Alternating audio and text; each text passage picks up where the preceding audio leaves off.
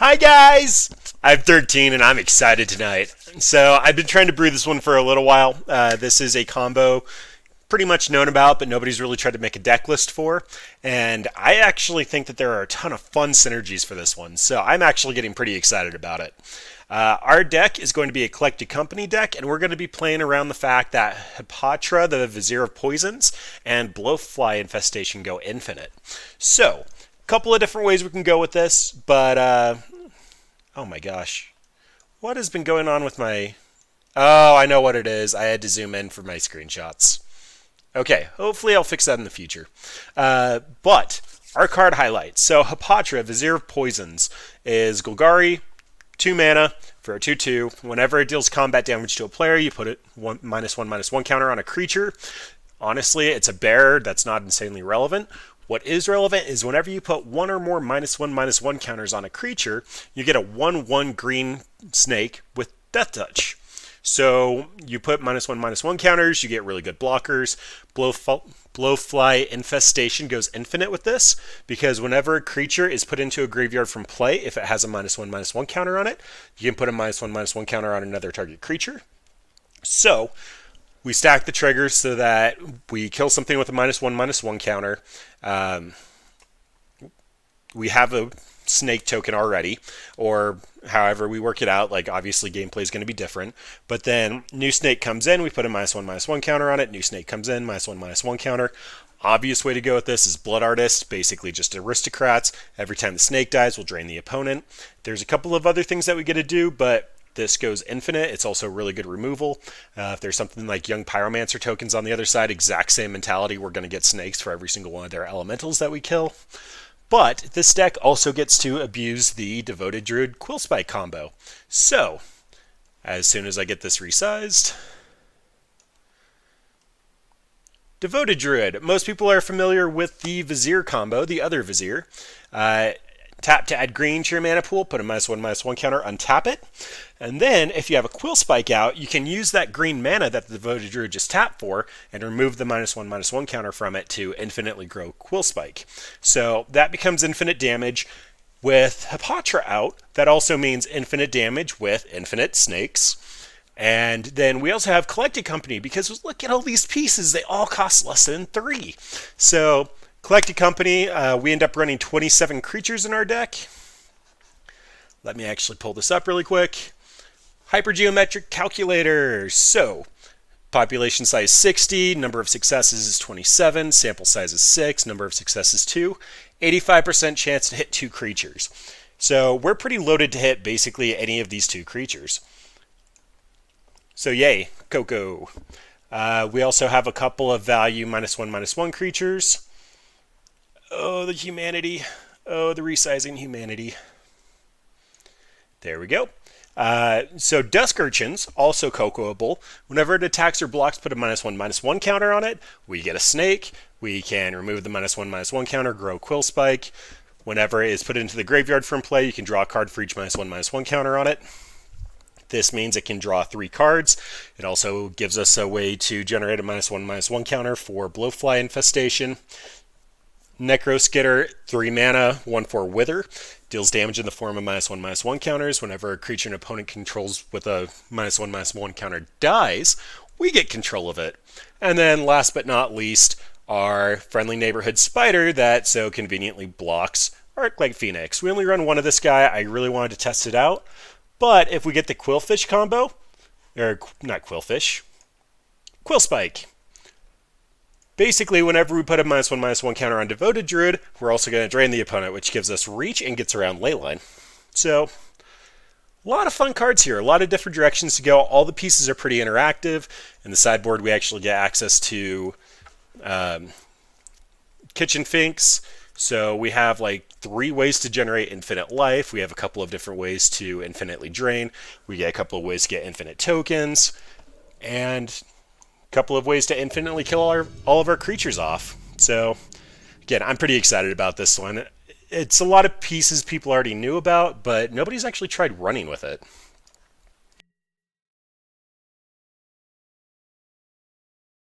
Alright, and then for this hand, we actually run a lot of mana dorks. We don't have very many lands. We can mulligan fairly well. We don't really have any payoff here. We only have half of a combo. I think that has to be a mulligan. And we have 2 ways to get infinite here, so that's a keep. We can ship back an Overgrown Tomb. Kind of coming back to this hypergeometric calculator, fetch lands. Like, this doesn't... The population size 60 implies we haven't drawn any cards, but it's really hard to mess with the numbers because we have random cards in our hand when we start, but fetch lands end up reducing the population size. It's a little bit more relevant than just randomly thinning your deck with fetch lands, but... Okay, Tron. But it is still relevant to talk about. Coco's not bad, should help us fill the other pieces. But in the meantime, this is going to be a... Unfortunately, this doesn't generate infinite mana. That'd be really nice here. Alright, opponent has turn 3 Tron. Let's see how poorly this goes for us. An Ugin would be bad, a Karn would actually be kind of acceptable here. Oh, and that's infinite drain. Oh my. So I can go Hapatra. Hapatra's more likely to eat removal. Devoted Druid's actually the better combo piece here. I'm hoping that opponent doesn't have anything overly strong at the given moment, and I'm actually just going to run out Devoted Druid. And we can see what happens. I can always Coco, assuming that Devoted Druid lives.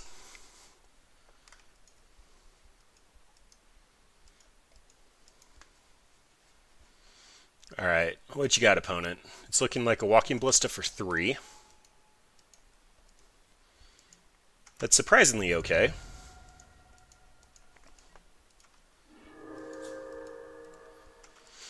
Alright, Expedition Map. I'm getting the read that opponent doesn't have a really good finisher, that Walking Ballista is the best that they could do. And, oh boy.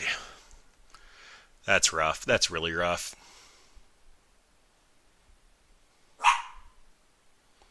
So Devoted Druid will have Summoning Sickness. Odds of top decking a land when we have 20 lands is actually very low. Obelisk Spider can come out and actually threaten killing the Walking Ballista, unless they want to pump all their mana into it next turn. It's probably highest upside. Walking Ballista being reusable removal on our creatures when like Quill Spike originally comes out as a 1/1 is just super bad. Picking Spider here for the 4 toughness. Also, when 1 counters and -1 counters actually cancel each other out.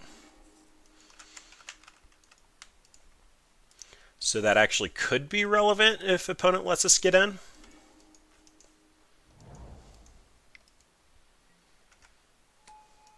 Alright, that Oblivion Stone's bad. Opponent can put 1 counter on Walking Ballista.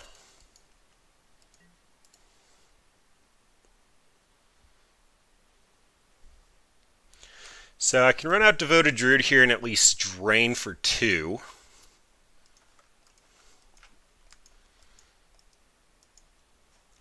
Devoted Druid's going to make it so that they have to shoot with Walking Ballista on their turn. Hapatra's just going to die. Quill Spike can remove a counter from Walking Ballista, but they can do that whenever they feel like it. I'm not really liking anything here. Alright, we're going to get the attack in that's going to force them to grow the Walking Ballista. They'll have 1 damage marked on it. Oh, okay. That works. Oh, this is to a creature. I was expecting it to word like Hapatra since they're in the same set. That's my bad. So Hapatra is when it deals damage to a player, puts a counter on, and Obelisk Spider is put a -1/-1 in combat. But that's fine. Devoted Druid gets to come out. If they start shooting it with Walking Ballista, then we can just drain opponent for 2. Hopefully they're a little slow to draw action, or hopefully we find our last land. At least Coco would force the issue.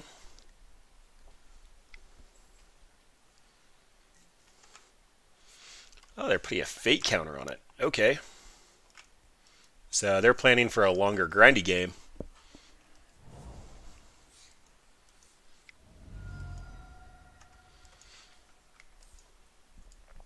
Yeah, the new London Mulligan system has actually really helped Tron. On the plus side, they only found a star.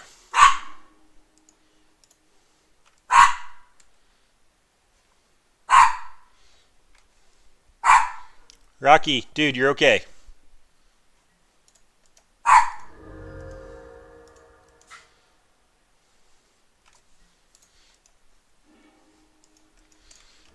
Little devoted Droot value there.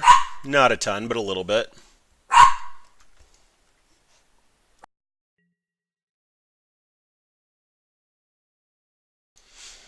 Alright, well, goodbye, Spider. Opponent still gets to put another counter on their Walking Ballista. When we are kind of a fragile creature combo deck and they can just repeatedly remove our stuff, that's not great for us. They're currently representing... Wow, one more land, they can get 3 activations on Walking Ballista each turn. Oh my gosh, that's so bad.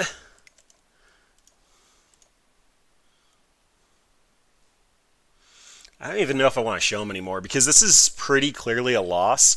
If I get more mana, I can actually do some fun stuff. Black Sun Zenith can actually kill a Walking Ballista. This will at least force a counter removal. But even though opponents only got a Walking Ballista, it's actually enough to keep us in check at the given moment. Very painful. Yet 3 mana, remove a counter versus fully Troned out opponent. Alright, well, they're going to redraw with Rising Canopy, which means they only get 2 counters here.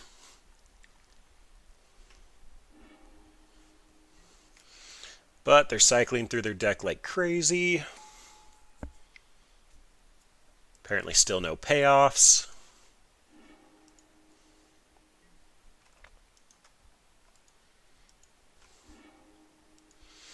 There's a card.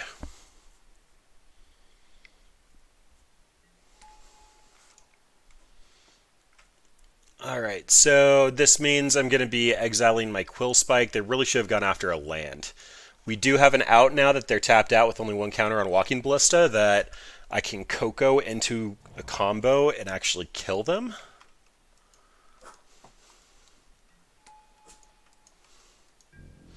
Yeah, so this is our last turn to do it.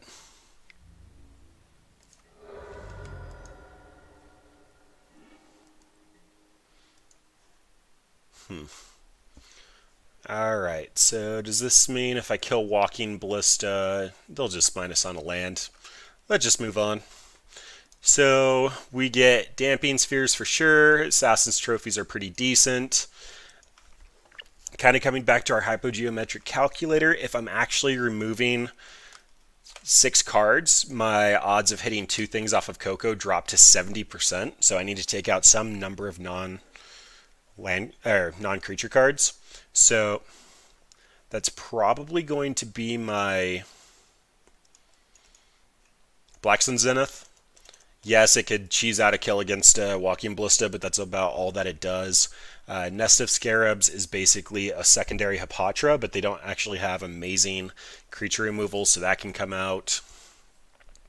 Blowfly Infestation, I'm not going to be killing any of their creatures, which means I have to actually combo off of my own. 3 should be sufficient for that. Then, being a 3 mana dies to single ping from Walking Ballista, Quill Spike can come out. Oh, Fatal Pushes are the worst. It's probably going to look a little bit more like that. So 26 creatures, we're still going to stay pretty high on our odds. If I could type. So about 83%. That's serviceable. I think Reddit was recommending that you do at least 72%. A lot of our creatures aren't great for that, though. Like we have... I guess 10 Mana Dorks and 2 Blood Artists that require another combo piece. We'd love to play first. Hopefully opponent doesn't get a Nutter Butter Tron draw again. And this is kind of serviceable. It'd be nice if we had something that actually hated on Tron itself, but this is Hapatra with Devoted Druids and Ramp. Basically anything we draw into is action.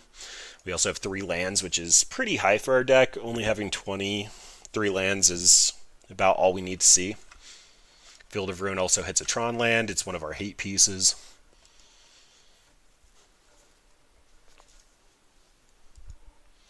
Opponent mulligans to 6.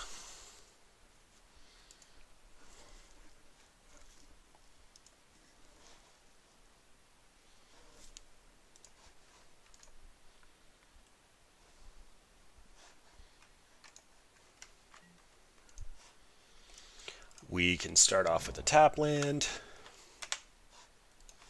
Ship it on back. Opponent mulled to 5. But Tron was one of the decks that got hit the hardest by mulliganing. So the new London Mulligan actually helps them a ton. Ooh boy. Well, Noble Hierarchy returned too late. We can go ahead and get a forest, run out our Devoted Druid. It's unlikely that they have removal for it, but that means that we can Hapatra into potentially another Devoted Druid next turn. Or just Field of Ruin because it looks like the opponent has Tron. Alright. Well, that's a thing. That means we get a Field of Ruin into Noble Hierarch into the following turn Devoted Druid, or we get Damping Sphere. That works too.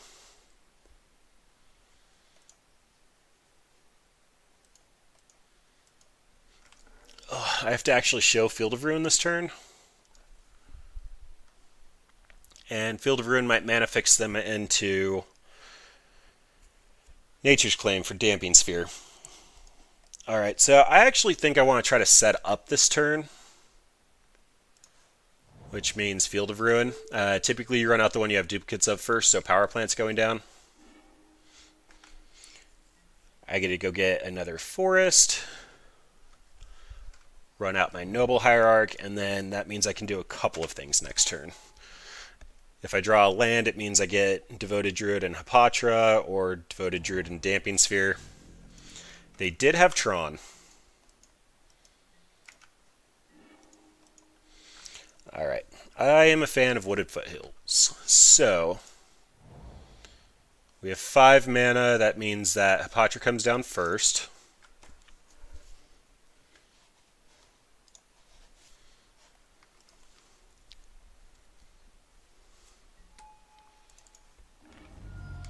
Then we get to go fetch. I actually want to keep the forest in the deck in case there's a Field of Ruin top deck. It just feels like it'd help us the most there, so grab Overgrown Tomb. I guess I actually don't even need to take a shock because everything I have costs 2. And I am mildly concerned opponent has Tron, so I'm just going to run out Damping Sphere. If they have Nature's Claim, they have it, but if they have Nature's Claim, it also means that it's significantly less likely that they have a redundant power plant. Giving them green also turns on their Ancient Stirrings and Sylvan Scryings.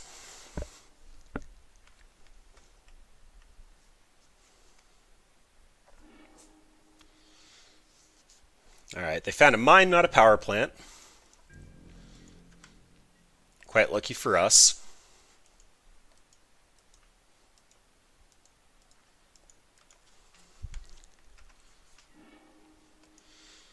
And Scavenging Ooze doesn't actually accomplish a whole lot. So, timing here for me is actually going to be attack first, because if they want to see if we have anything that actually is synergistic with Hapatra, I need to actually get my damage in first so that they don't kill Hapatra with Devoted Druid on the stack. It's unlikely that they have a lot more removal. They probably have some, but it's not going to be a lot.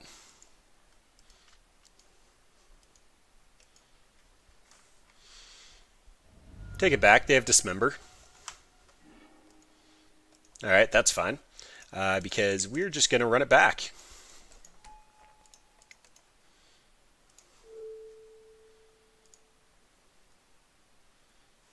Oh yeah, Damping Sphere. Derp the derp. I know what my cards do. Now if they try to do anything here, I can just generate 2 Death Touch tokens.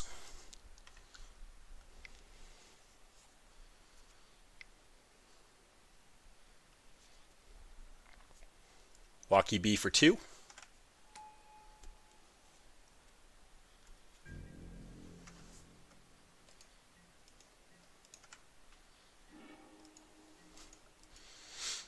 Ooh, that's a fun one.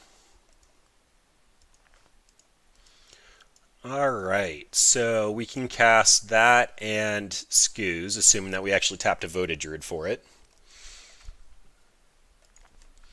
Walking Bliss is never going to get small enough. So I think first things first, Hapatra's getting in with Exalted.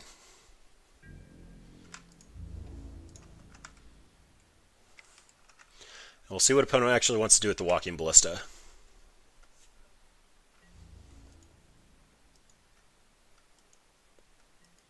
Apparently block.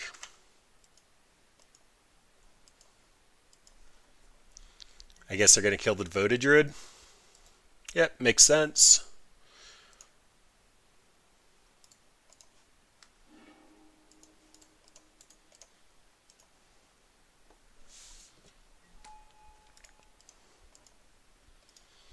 That means we can't Necroskitter and Scoos, but that's fine. Now they get to shoot down one of the snakes, or the noble. Honestly, don't care.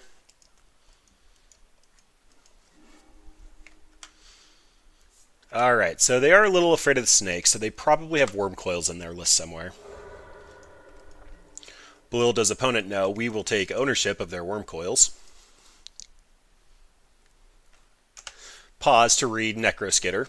Wither deals damage in the form of -1/-1 counters. Whenever a creature an opponent controls with a -1/-1 counter on it dies, we get control of it. Hi, Thrag Daddy.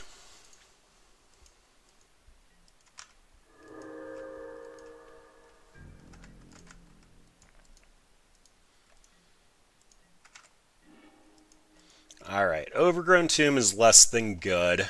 Hapatra's not getting in. Necroskitter could, but I'm not going to. Honestly, getting the counters on Thragtusk would mean that we get 2 snakes, but that's not high enough upside for me. In the meantime, we get 2 Scavenging Ooze and actually start getting some life and eat their graveyard. And in the current board state, we're going to be able to eat 4 creatures, which means Scoos is going to be bigger than Thragdaddy. I also get out of range of Dismember.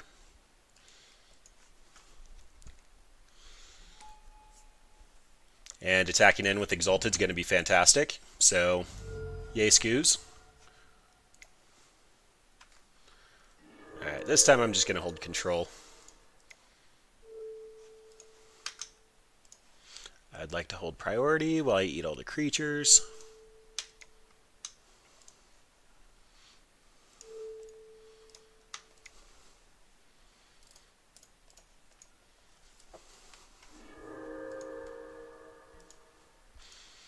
Alright. Now opponent can't get in, they don't have Tron, they also don't have a way to get rid of Damping Sphere.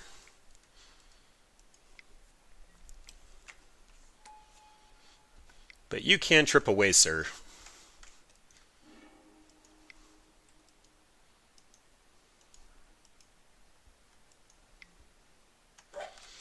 Alright, there's Tron.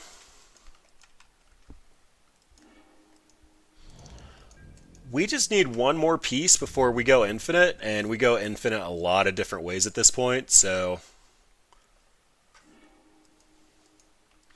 Fortunately, that's not one of them. Alright, well, first things first, Goose gets to get in. If opponent's squatting on a Nature's Claim into an Ugin, I'm going to be super sad.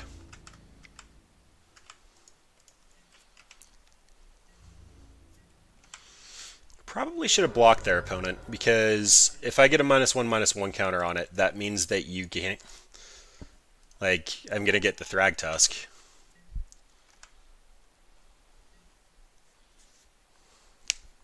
But you do you.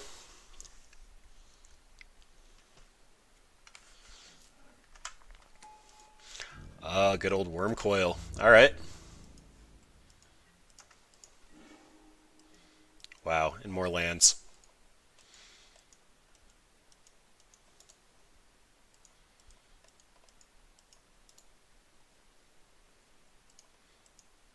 What do I want to do here?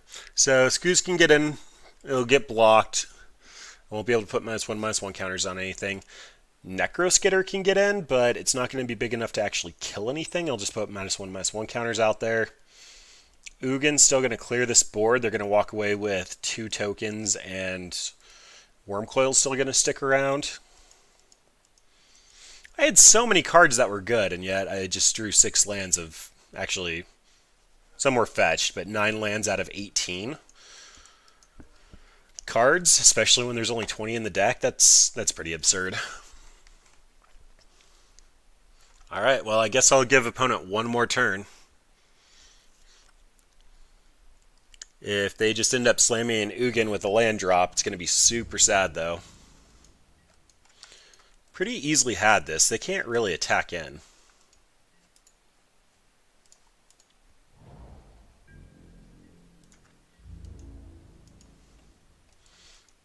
Yeah, seems about right. Ooh, Assassin's Trophy. Still doesn't really fix the fact that... Alright, well, Assassin's Trophy actually means that I can get in with Obelisk Spider now. Because this is a trigger, it's not on application. Like, I can't block with Death Touch. It just doesn't work that way.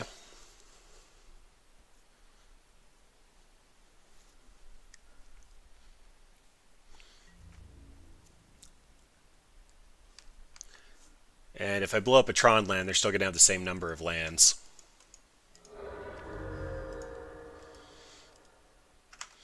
Alright, so Obelisk Spider puts a counter on. I Assassin's Trophy it. I get a Worm Coil.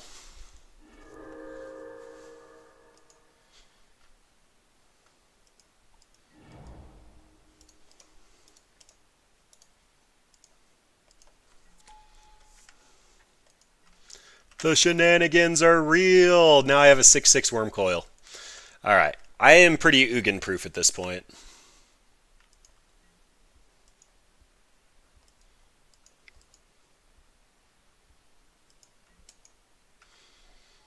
Thragtusk is fine.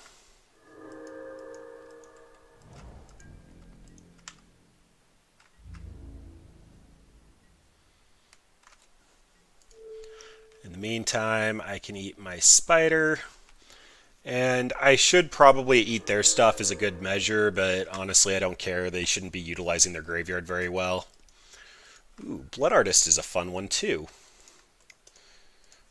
Blood Artist also gets wrecked by Ugin, but that means that my little Death Touch snakes can get in.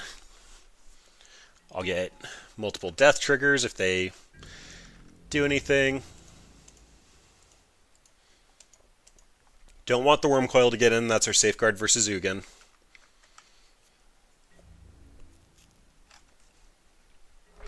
Yep, when you're at 25 life, 2 Death Touch doesn't really matter.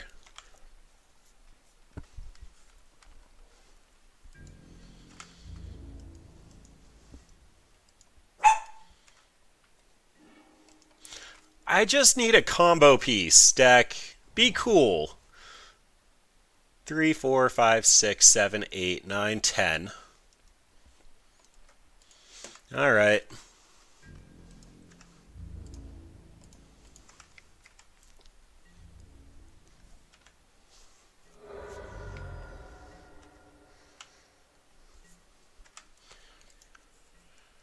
Well, Tron, you're doing it. You're buying time. Oh, that's not great.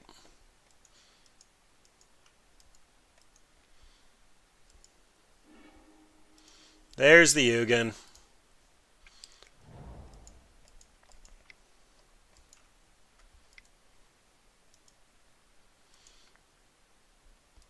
One more. The sphere's out. There you go.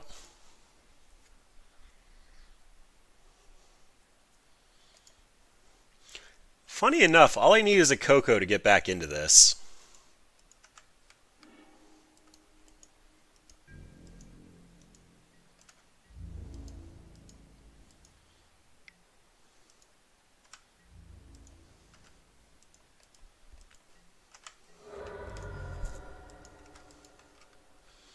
It might have been correct to hold on to some of those cards, but honestly, what were the odds I wasn't going to see another combo piece before Ugin made his way down? And deck, come on, seriously? Alright, if I attack in, he just double blocks and then I get my tokens, but that doesn't really help me at all. I'm basically just looking to top deck an Ugin or potentially... Ugh. I'd need two things otherwise. Pretty sure I cut the Black Sun Zenith. Yeah, I did. It'd actually be kind of helpful here.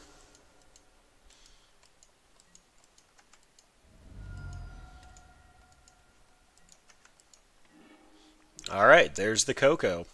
And I incorrectly didn't fetch.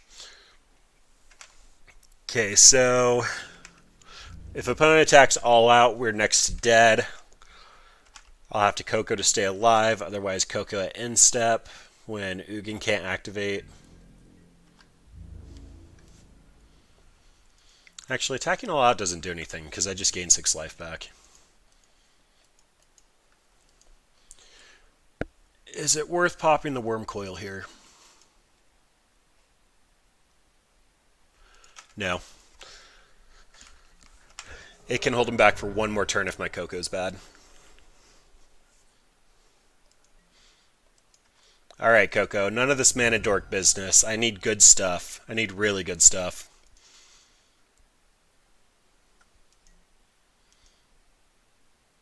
That's quite bad.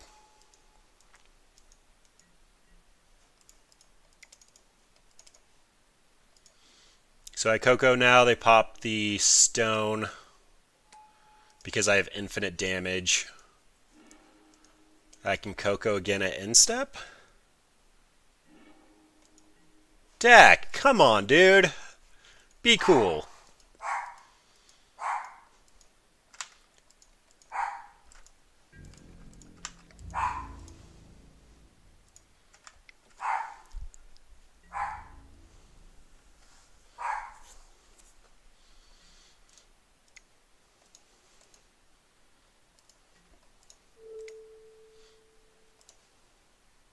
Alright, well we get infinite damage Quill Spike, but it doesn't really mean a whole lot here.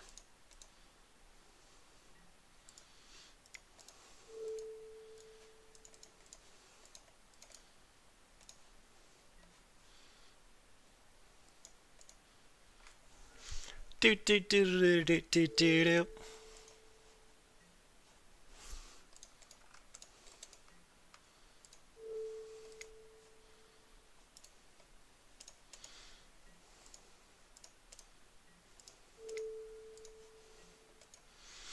That should be sufficient. Although I want Devoted Druid untapped to block, it honestly doesn't matter. Made a point. 16/16 Quill Spike. We went infinite tonight. Run out the other land.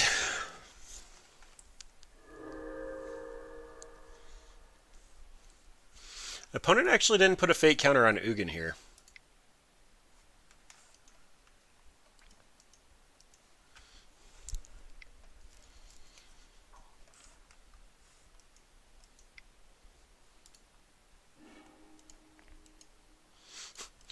World Breaker on Damping Sphere?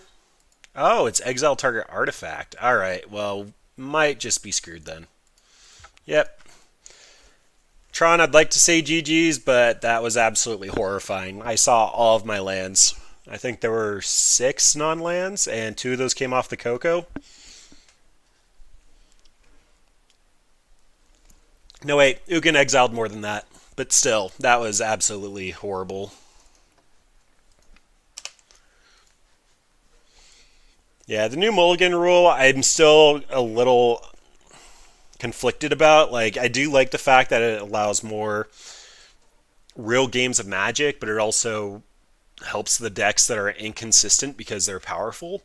As a fan of Narset Cannon, I should be fully on board with that, but when we just played against Tron with natural Tron 2 games in a row, all above 5 cards, it just feels very unfair to try to play a fair deck, and at that point you're just going to be hedging out all the different combo decks. Like, Phoenix is already playing Surgical's main board to counter each other in the mirror.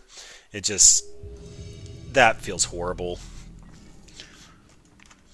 I do like that they're testing new grounds, but making combo decks more resilient isn't necessarily where I want to be at. Alright, first one was a 0 lander. This one's fine. We can go ahead and keep and ship back a Noble Hierarch. Honestly, we have all of our colors here. The birds might be less relevant. Yeah, odds are I'm going to want the Exalted triggers here.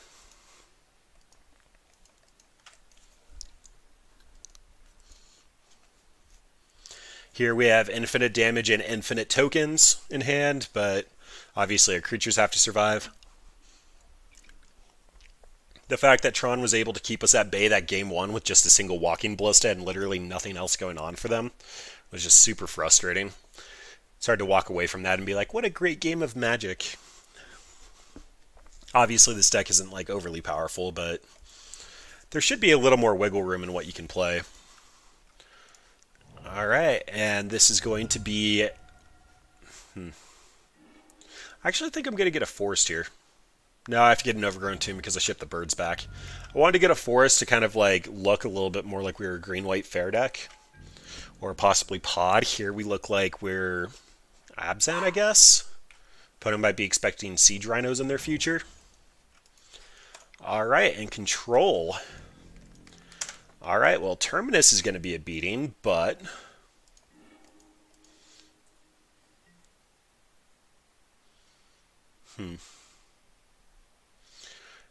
If I Quill Spike now, it can attack N. I'm only going to be able to buff it 3 times, but that's 10 damage. Alternatively, Devoted Druid means that I'm going to be able to get out multiple cards. Guess that means I'm getting my beats on with Noble Hierarch. Go and get your poke action on. Do your best Taylor Swift Spear impersonation. Beep beep. Alright, and now I'm getting a forest. You never really know what you're playing against. A lot of Jeskai builds were blue-white splashing for Blood Moon. It's a lot more common in Legacy where duels are a lot more effective, but it doesn't hurt to have some number of basics out, and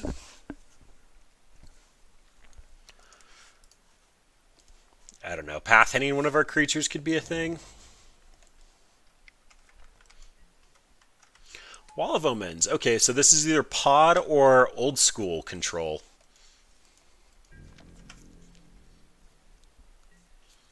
If it's old school control, I actually think we win. Quill Spike's not a very good argument for that deck.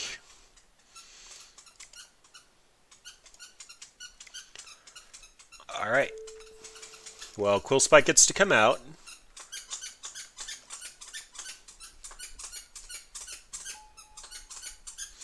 And there's no point attacking. Devoted Druid can attack and untap for free, but we're not really bluffing anything. I suppose better sequencing would be attacking with Devoted Druid, then play out my hand, and then untap Devoted Druid and grow Quill Spike, but doesn't really matter.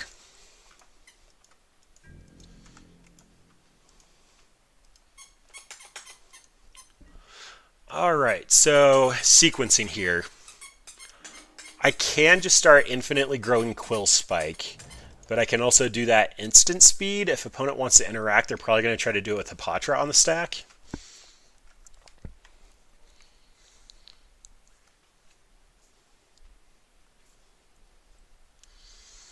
And this is the pause where opponent reads Hapatra and tries to piece together what we're doing. Because right now, Quill Spike is infinite. If Hapatra hits the table, it's infinite tokens as well. Old school control was running Wrath of Gods and Supreme Verdicts, so it's not like infinite tokens here is actually going to do a ton. But if they're not sitting on a mass removal spell, then that's a thing. Quill Spike gets to get in. They should appropriately block with Wall of Omens. They might be planning on Restoration Angel flickering it next turn, but if they don't block this or have removal, they're dead.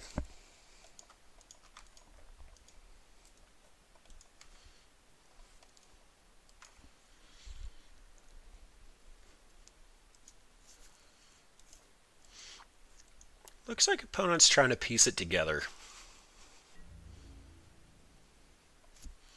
Oh, okay. So,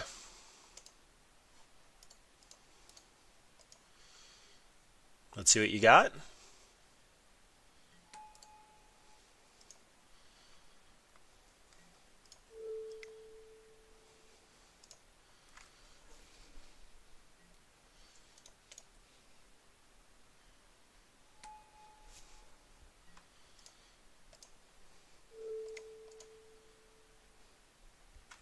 Yay, grow the quill spike.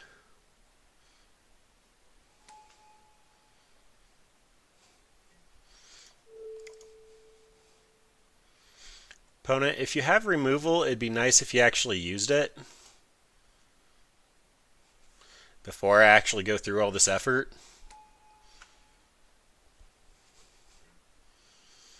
Looks like that's not happening.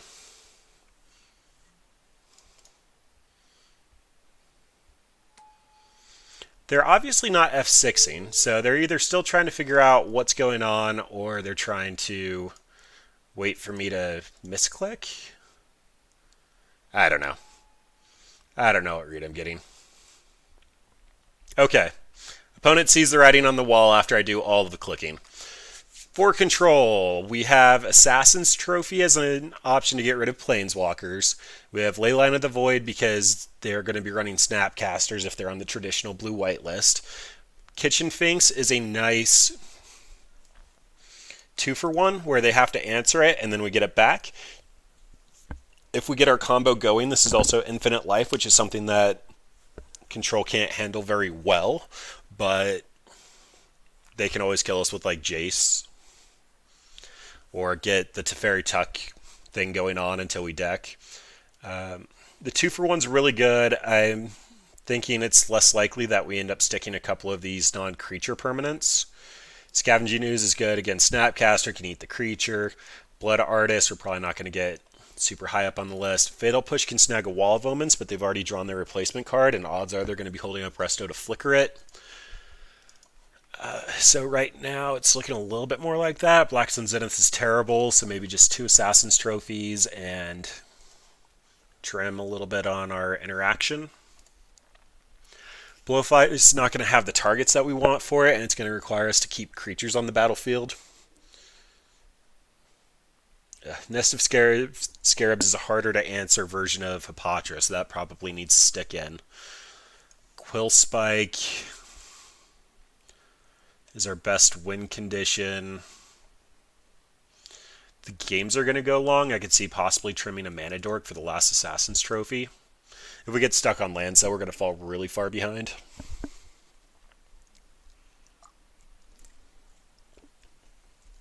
I'm curious what opponent had in hand. They had 3 untapped mana, and they decided not to block with the Wall of Omens. They didn't have removal.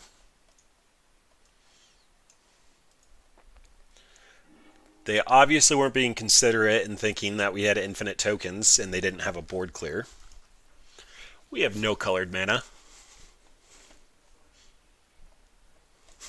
Necroskitter, get back there, Snapcaster Mage, to recast Assassin's Trophy. That's a world I want to live in. Easy mulligan. We have colors, Mana Dorks, non-creatures, combo. Yeah. I'm on board. I like what I see here. This is probably going to ship back a land. We have multiple Mana Dorks, and being blue-white, they end up with Path to Exiles more than Bolts.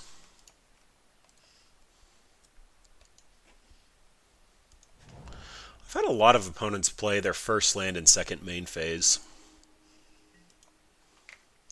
Not exactly sure why. Alright, when playing against blue-white, your life total typically doesn't matter too much. You're going to start off with the Birds of Paradise on a shock. And if opponent gives us an opportunity, we're just going to stick the Blowfly Infestation. It's one of the ways that we go infinite super easily.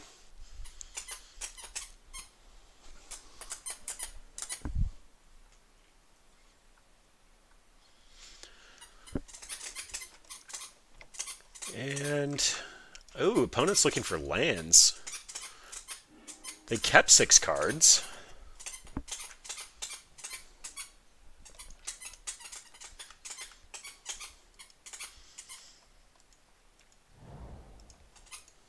And a tapped Glacial Fortress. Okay, so they might have had that and they were just looking for an untapped one. In the meantime, though, this Blowfly Infestation's 100% going to end up hitting now.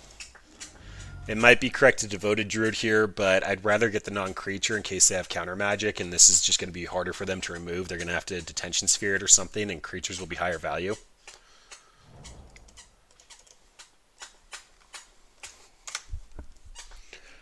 And we'll see what they're up to.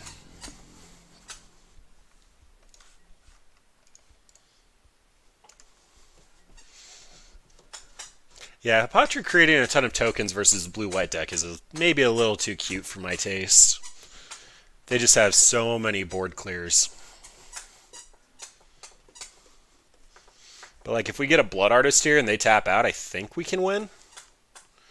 We Hapatra and Devoted Druid. Devoted Druid gets a -1/-1 counter. That gives us our token and we start killing them.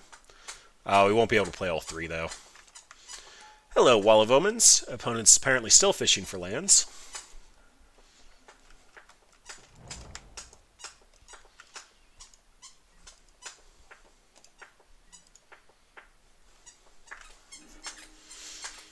Ooh, a Quill Spike. That's delicious. Alright, well, I'm getting the read that they have their board clear, but they might not have their 4th land for it. That's just the way I've seen opponent been playing. I can Hapatra and Devoted Druid here.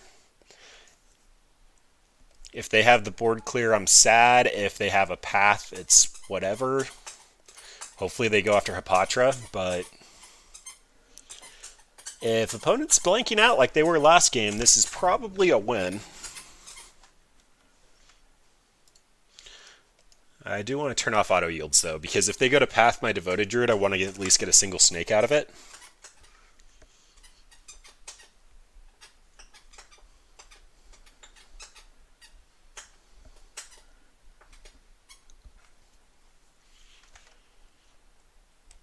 And opponent's got something. They're thinking about it.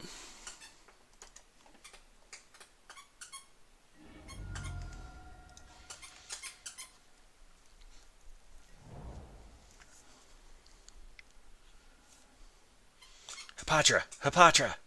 You can do it. She's got a target. She's a legend. Yes! And the bad call of the day goes to... Sorry, opponent, you're doing the best you can. We have a very French deck with some really weird pieces. That is a general rule of thumb, though. Legends, you can only have 1 out. Basically, if you're playing against Cheerios, always target Pure Steel first, because they likely have another Ceram in hand. If you're playing against humans, same with Thalia. If they have a Thalia, odds are they probably have another one in hand they can't play.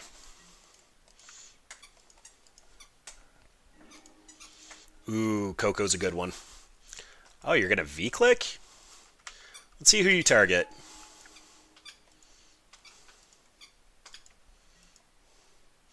Alright, we are the combo deck. Coco is significantly higher value than either of these two. I do want both of those two, but... This also tells them what they should pick. They would have just taken Coco regardless. If they leave us with Hapatra, then we win on the spot. If they leave Quill Spike, we can attack for lethal next turn.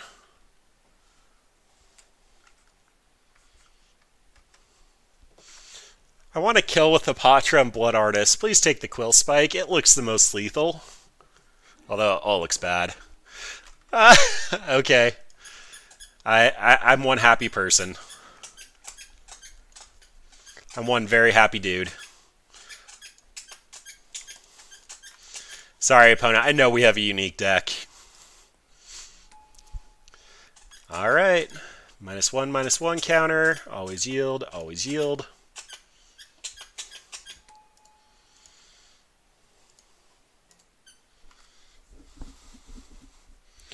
Alright, so I have to kill a creature with -1/-1 counters.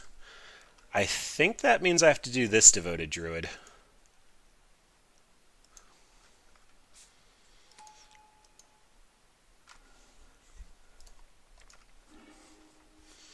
Alright, so I need to make sure I do this correctly. I need to get the 1/1 counter.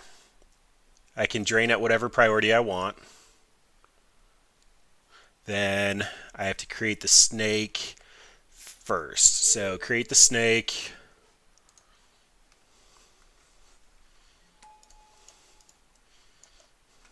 Yay, we did it! It was a little bit of a bad read from opponent, but we still did it. And the nice thing is we're actually protecting it. Oh.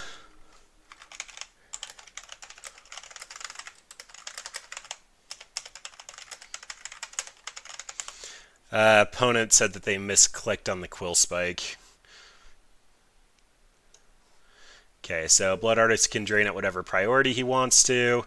Blowfly needs to go first.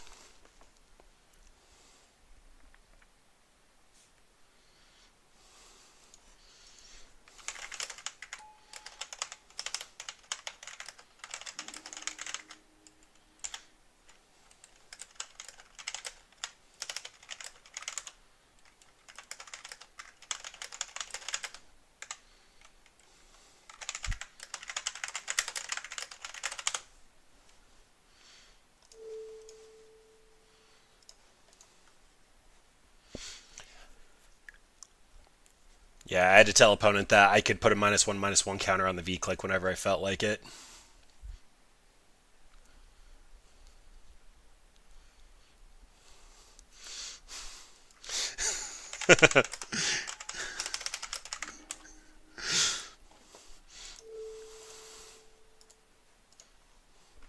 I have multiple things here. I'm going to kill their V-click now. Just feels like it's a better call.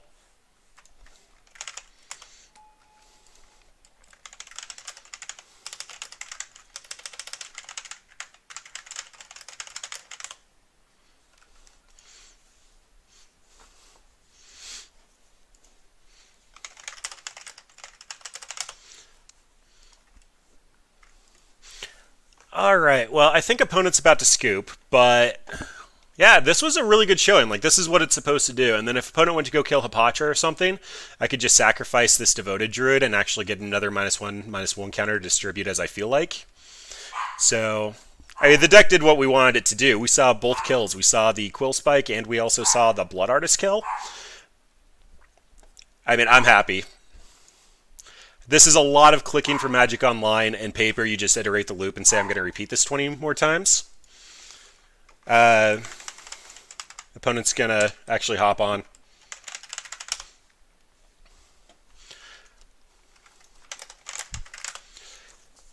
Yeah, this deck's been pretty sweet, though. Like, it's doing exactly what I want it to do, which is get a lot of -1/-1 counter synergies and Coco hopefully going and hitting things.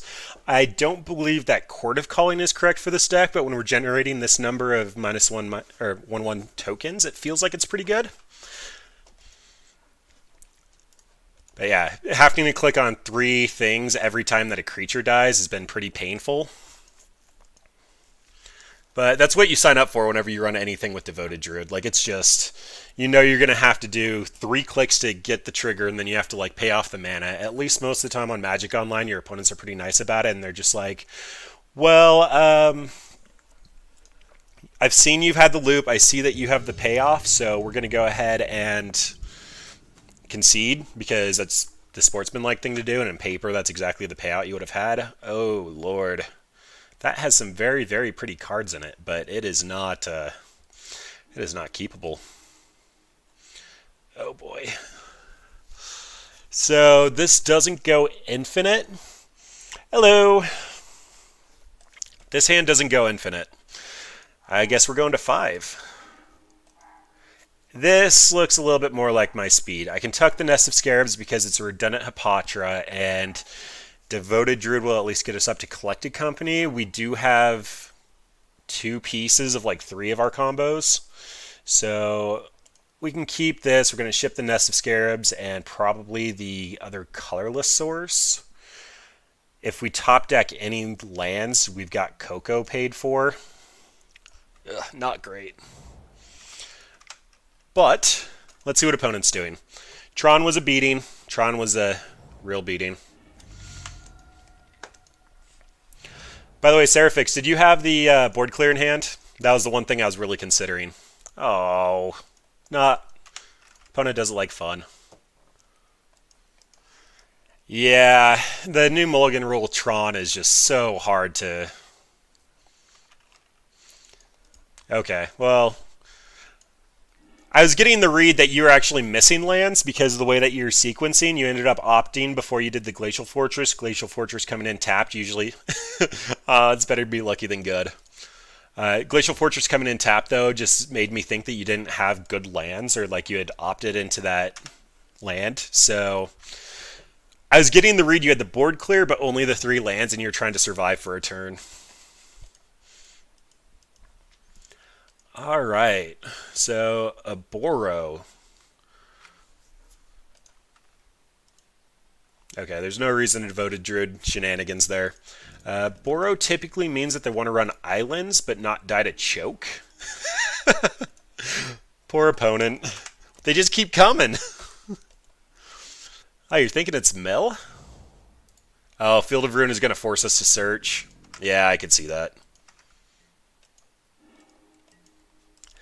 Necroskitter. Okay. So... Ooh, alternatively, what does it mean if I just Field of Ruin here?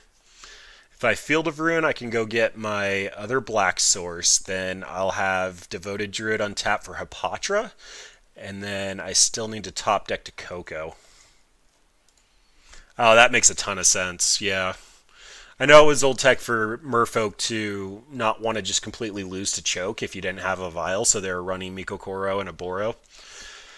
I think here I'm just going to be on Hapatra. I am so close to being able to do so many things I want to do with this deck that, like, if I can Coco next turn with a -1/-1 counter and get a token, I'm happy. Okay. Yeah, that's fine. Please mana fix me. I wanted that black for Necroskitter.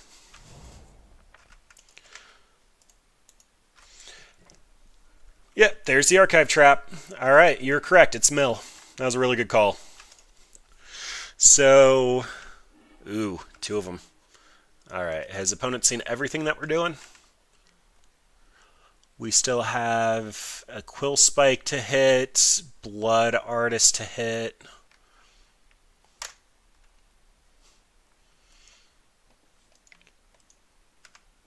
Ooh, boy.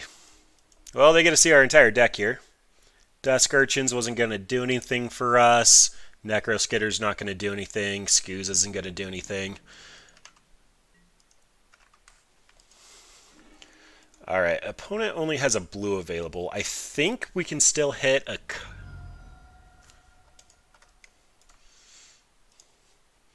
Yeah, I don't know what to make of that. You're allowing me the opportunity to cast my Coco? Do you have another Surgical?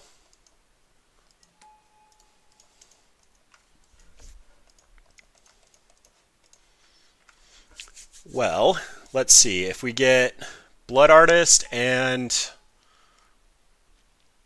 Oh, I think we actually take it. So we have the same combo we just had in that last game. So I can Scavenging Ooze just for the fun of it. Or Birds of Paradise is actually safe for target in case I misclick. Then I have to -1/-1 here. Target you. Can I save targets on this? I can't.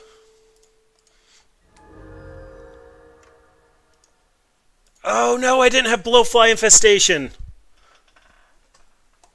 I just killed my Devoted Druid for no reason. I'm great at this game. Alright, well they get a look at our deck, which is a random pile of random -1/-1 counter stuff.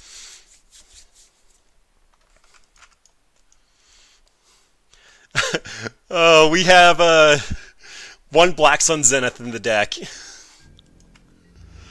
I mean, that's not going to do anything long term, but that's cute. Might buy us one more turn.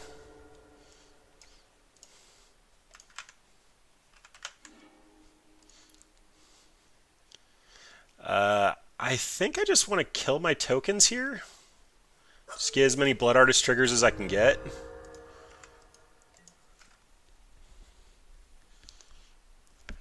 Let's see. Black Sun Zenith, if I get another land, would actually be 5 triggers off of this. I'm probably dead. That would have gotten close. Alright, so I'm going to mill one more with the Noble. I'm just going to mill out when I attack. Alright, opponent got us on that one.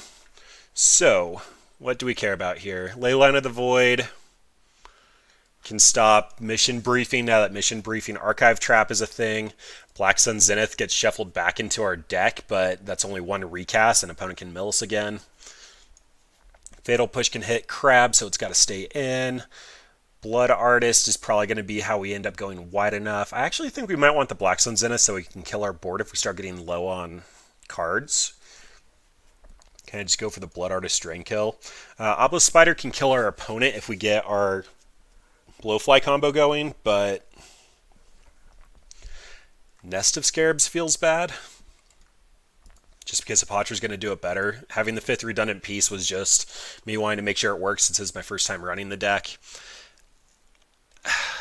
I mean, I can Assassin's Trophy for Mesmeric Orb, but that probably means that I have to... Scooz is good for the Mission Briefing. Dusk Urchins, I don't think I want to draw a card. Like, that's just a bad hit. We're going down to 25 creatures, so I'm pretty sure we're still like above 80% for 2 hits off of Coco. Yeah, that's correct. The curse probably needs to stick around, so we'll be at 80% to hit 2 creatures. That feels fine. But that probably means that we're trimming a Necroskitter. Actually, we can trim both of these. They're tiny and we don't want their creatures. Yeah, Hedron Crabs always do need to die. Is that one Damping Sphere for, like, no reason at all, just because nothing else is good? At least Sphinx is a 3/2. This deck is cute and fun. It just doesn't always do what we expect it to. So we have to play first. This is a Hierarch into Devoted Druid into Quill Spike. Or actually, yeah, it's the same thing. This is a turn 3 kill. Turn 4 kill. And we have a little bit of interaction. We are going to trigger their Archive Trap on 1, but concessions have to be made. And we are down a game.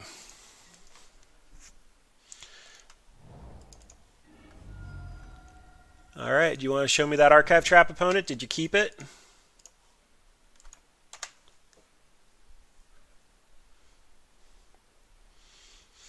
If they push us, it's fine. We'll just run out Devoted Druid followed by the Quill Spike and get... They did keep it! Did you keep 2 like last game? If they have push, I don't want push to hit Devoted Druid. I'm fine if it hits Hierarch. Alright, so Obelisk Spider is actually another way to win without getting attacked. Honestly, if this is on the battlefield and I activate this combo, though, I'm going to be able to drain them infinitely. And I can pretty much do that instant speed if I have an additional green up. So that's fine. I can Spider, and then next turn I wouldn't have enough mana. Yep, so that means I get 2 Devoted Druid this turn. Yeah! Get your pokes in.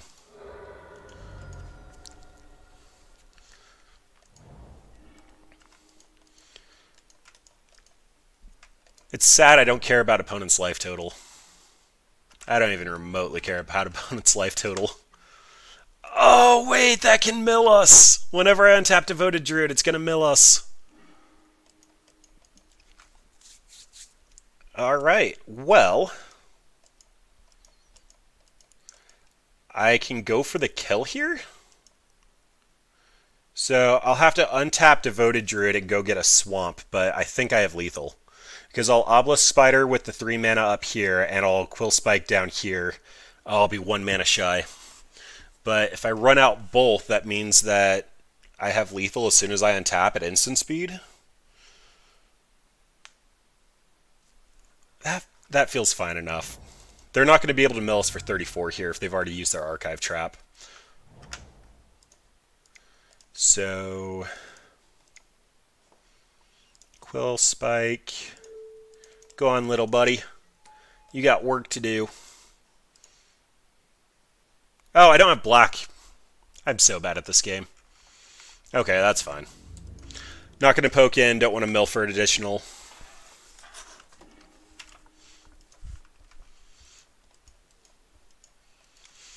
Yeah, it's fine.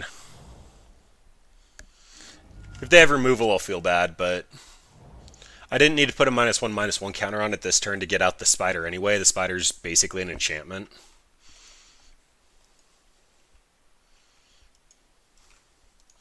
I was thinking this was a birds. We're running 4 birds and 2 nobles, and yet I keep seeing the nobles. No. Okay, that's a tilt.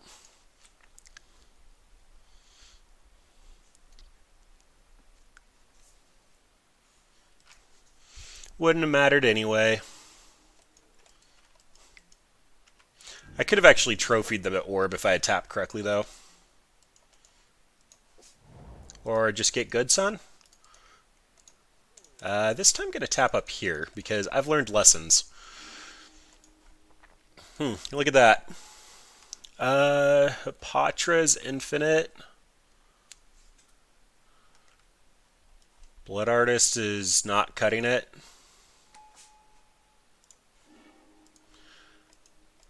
Alright, well, hopefully opponent doesn't have a glimpse of the unthinkable, and I think we're still good.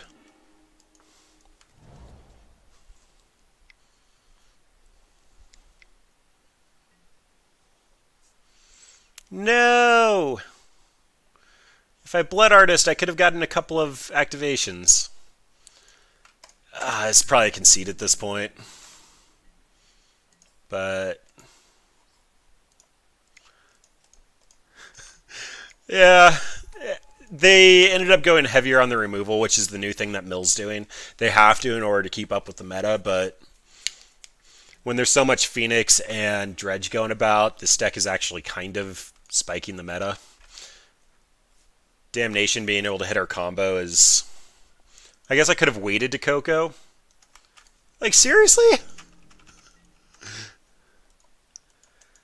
Well, there's Blowfly, but I'm basically dead. Like, I'd have to Blowfly into Coco, and let's take a look at my graveyard real quick. So I have 2 Hapatras left, which actually does go infinite. I have a... Actually, let's count Cocos. 1, 2, 3... I have 1 Coco, a Blood Artist. Alright, so I'm not technically dead. If opponent has Archive Trap or Glimpse, I think I'm dead.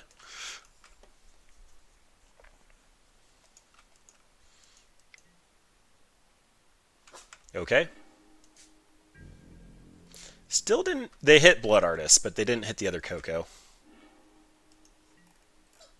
Alright. Well, we tried.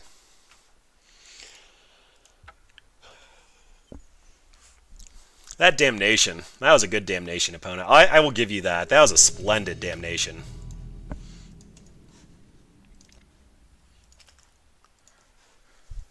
We had everything we needed. Yeah, I should have waited on the Coco. We might have had a shot if I had waited. Alright, well, we have a Necro Skitter, a Noble, and a Fatal Push. No combo pieces. We have our Rampant Lance. We can mulligan into something better. Here we have Hapatra and Blowfly, but we can't cast Hapatra yet. Necro Skitter means we can steal all their creatures, though, which just sounds absolutely delicious. I think I might be keeping this on that strength. We can ship back one of the Field of Ruins and see what's going on. If it's creature deck and I steal all their creatures, I'm going to be a very, very happy person. If this is control, it's just going to be absolutely miserable. Steal Death's Shadow, dies to state-based actions. Seems about right. Ooh, I want to see what opponent saw. Is it worth not cracking the fetch? I think I can make the argument that if I don't crack the fetch and see what they see, I have a higher percentage chance to draw my 3rd land. And I guess see what opponent saw? Whatever. This is actually looking more like As Foretold than it is Death's Shadow now. Just because Death's Shadow doesn't run Talaria West, and... Oh, no, it's Prison Whir. Yeah. It's Prison Whir. So Scoos is going to do some work. I see Bobble and just think Death Shadow, but I forgot that Ensnaring Bridge is definitely a thing these days. So they're not going to have a lot of targeted removal, but we should be able to kill them with a lot of our reach stuff. Are you going to kill our Scoos so that we can't stop your loop? It's looking like it. Yep. Goodbye, Scoos. An honorable death in our graveyard. Until we get another Scoos, and he's going to eat you. Alright, well, Birds is a slow land. Yeah, EE is going to be quite painful. It would hit... They'd have to put it on 2.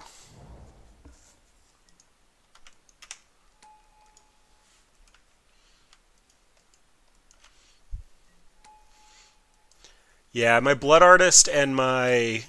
whatever the spider's called, the Obelisk Spider, can reach over the bridge. EE on 0? Was that just for Metalcraft? Okay. I'm so confused. Is this just whir for 3? They want the bridge. They think we're a creature deck? Sorry, opponent. That's not what you wanted to do. I respect the effort, though. We even got our land. Alright, they don't run Blood Moon, so happy to get another shock here just because we have some double blacks in hand. I can actually... Bad sequencing. Really bad sequencing, but whatever. I'm going to get Blowfly out. It's just more mana efficient, and don't really want to show them the Hapatra yet. They're going to pause while they read Blowfly Infestation. A lot of people were aware of this combo. Like, if I actually go to MTG stocks, I can find the spike when Hapatra got spoiled because it went from like 20 cents all the way up to, I think, around 20 bucks. Like, it got way up there. But nobody ever really did a deck with it. Okay. I think I'm on Field of Ruin, one of their rainbow lands, and Hapatra? I really don't like playing these creature decks because it feels like I just never draw the correct cards. Glimmer Void is their best land.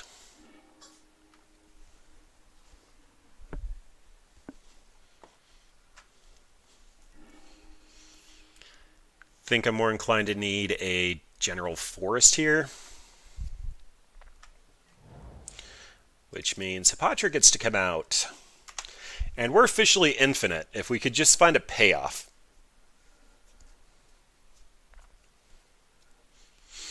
Funny enough, opponent's actually going to have to get rid of card in hand now. Otherwise, Hapatra gets to put a -1/-1 counter on Bird and then go infinite.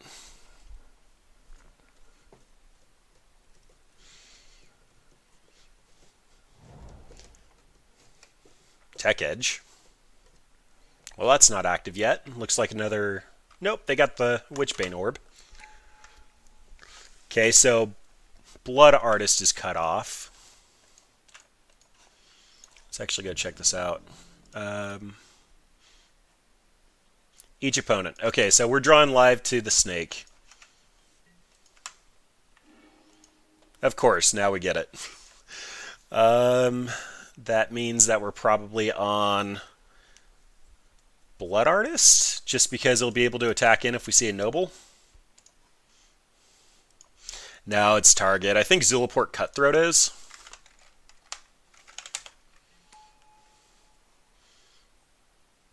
Each opponent.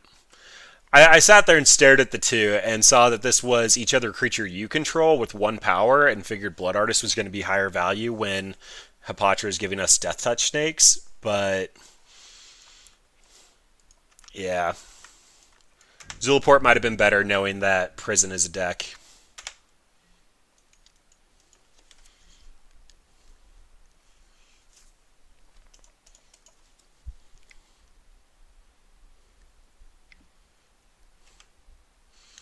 Alright, so they're going to be able to start... There's no reason for us to play another land is basically where we're at. And of course we draw one. In the meantime, we can Nest of Scarabs. Basically, if we start getting a lot of tokens, when we get to 18 tokens, they get one card stuck in hand, we're good. But they have 7 mana and things to do until the end of time, so that's likely not coming up anytime soon.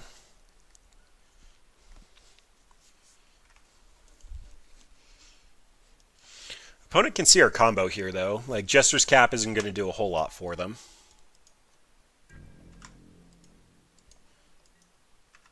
The EE can blow up all of our tokens.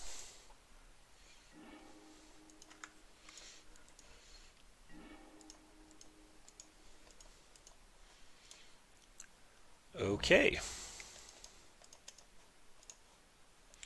Losing a little bit of faith here. Necroskitter can at least hit in for 1, plus also turns off any creatures they might have. I don't believe this deck plays any.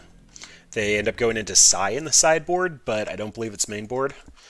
I think some lists were also tinkering with Pandeem just to give their artifacts hexproof, but again, I believe that's sideboard tech, not main board. Yep, I'm perfectly okay with you hitting my land. The Windsweep's there more to filter than anything else.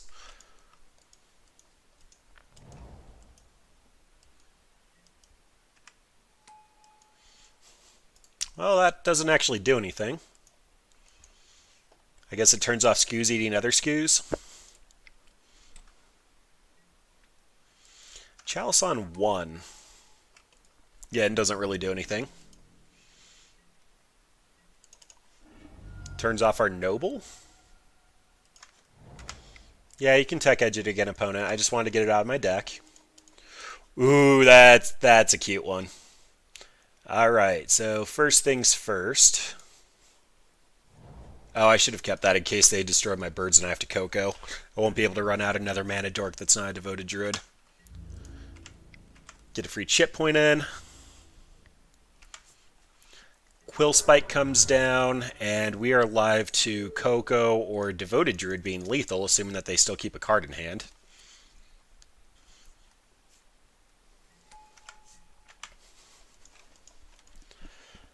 I probably need Rexage somewhere in the list. I was playing with Viridian Corruptor because it has Infect, so it deal damage in -1/-1 counters.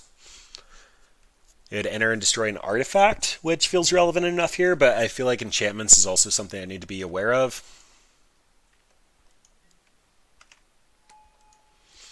Another Chalice on 1. Alright. Well, that birds doesn't do anything, but I will send a message. We're not locked out yet, so I don't want to concede. Get in for the 0/1s. Take that. I have a vampire that has no attack power for some reason. I understand it's a powerful card, but... Ooh, okay, so that's another way that we can... Nope. Because Blood Artist will be able to target them. Plus, we only have 3 mana, and it's going to be at 3 mana as long as Tech Edge is around.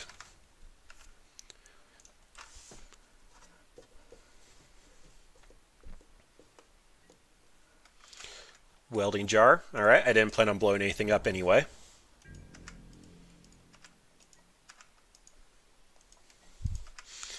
Yeah, I didn't realize he needed to be a Zilliport Cutthroat.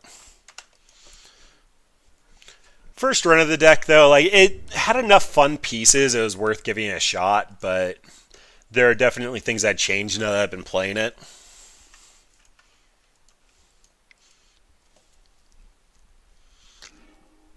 It also feels like I need Fulminator somewhere in the list. The biggest weakness, though, is not being able to utilize the graveyard. Potentially splashing white for Rally the Ancestors might be a good answer. So we could return each creature and then just start sacrificing them again, basically get one turn where we get back all the creatures that they destroyed. We need something with our graveyard to be a competitive Modern deck to actually keep up with what other decks are doing. Alright, so do I hold that? Opponent currently has nothing in hand. I can generate infinite tokens. I won't have enough mana to... It is for your primary game plan, and we have multiple directions we can go that don't utilize the graveyard, but having something like 2 Rally the Ancestors could just give us a way in these longer drawn-out matches where we can just be like, oh, look at that, we just pulled our entire graveyard in. I've opted into casting the Devoted Druid here because he costs 2 and they could potentially Chalice on 2. They also don't run a ton of removal, and they currently have nothing in hand. So we have our combo, but we just need to see our Spider. And we need to see it probably before opponent gets Jester's Cap. Although I don't think that they'd recognize that that's the card we're drawing an out to. Coco can hit the Spider. Dusk Urchins will actually get us a lot of stuff. Ooh, and they have their mill plan going. So basically when Spider gets milled, we're done. Or we get Skoos milled. The second Skoos can eat the Rivulet and they'll be out of win conditions.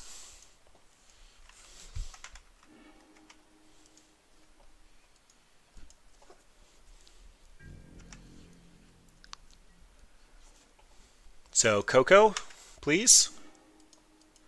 Another terrible Blood Artist. Come on, dude. Do something. Target.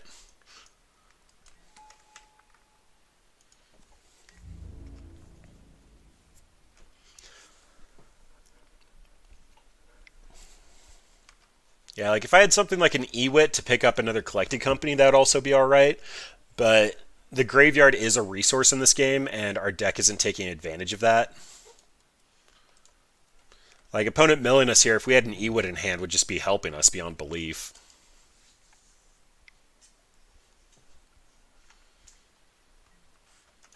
Another Chalice on 1.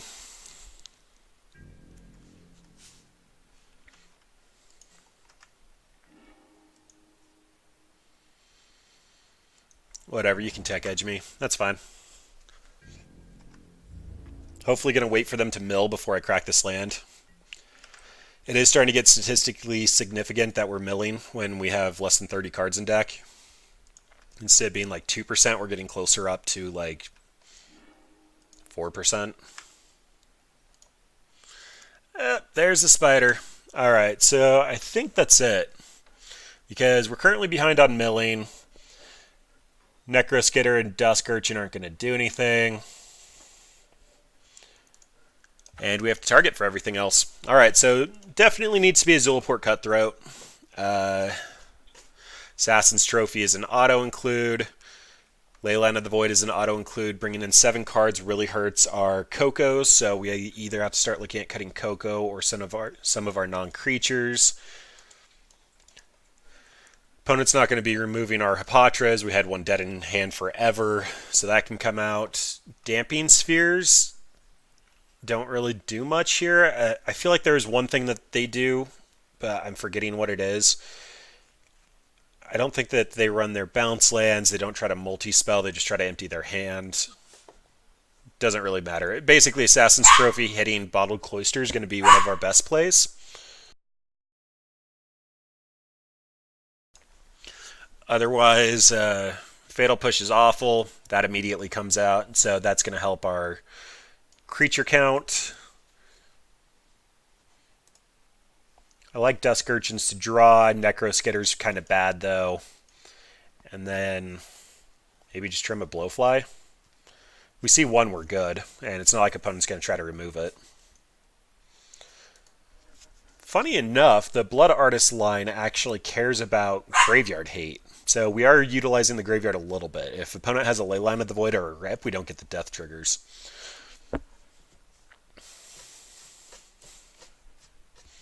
But we've kind of had a full suite of things. We had Tron, OG, Blue-White, playing against War Prison, like definitely seeing the full gambit of Modern.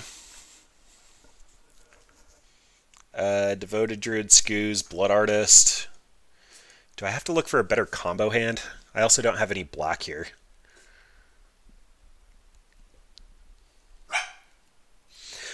I actually saw Saffron Olive playing Belcher, and he brought in Rip against Affinity. I don't think that's correct. Like, it does stop the hangerback death and it stops the modular triggers, but that feels so fringe for like an otherwise very powerful strategy. I don't think I can keep this. This is quite delicious. This means I'm probably shipping back the scavenging news for now, and then try to just hit my combo and win.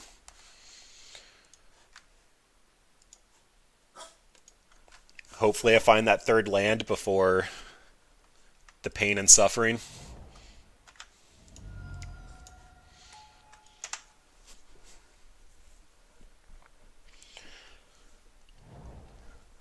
Alright, opponent's on Talaria West in a welding jar. Yeah, I guess we have Assassin's Trophy. Bobble! We also have black. Opponent's got to be thinking we have some discard. Duress would probably be okay in the side, although I think I'd prefer to stay on something like a Brain Maggot, creature-based, to be able to hit it with Cocoa. Okay, opponents are Wooded Foothills. Wooded Foothills get basic. I want to get Blowfly out. It is one of the harder pieces for them to interact with, and it also... we can Cocoa into a Hapatra and not anything else, so I'd rather maximize my hits off of Cocoa. I'm guessing opponent is bringing in Fatal Pushes. Actually, why am I guessing? I can actually look at their deck. We're Prison.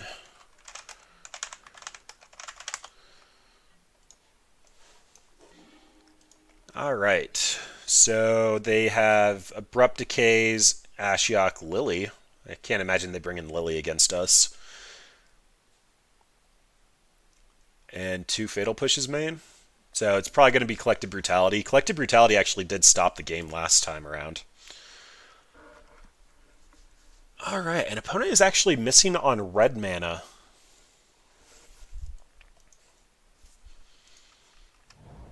Alright, well, currently on Cocoa at instep.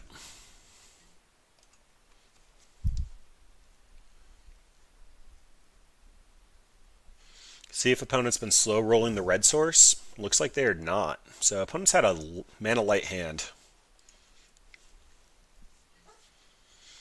There's a Sigh. Honestly, that's fine. If we hit the right stuff here, you're just dead.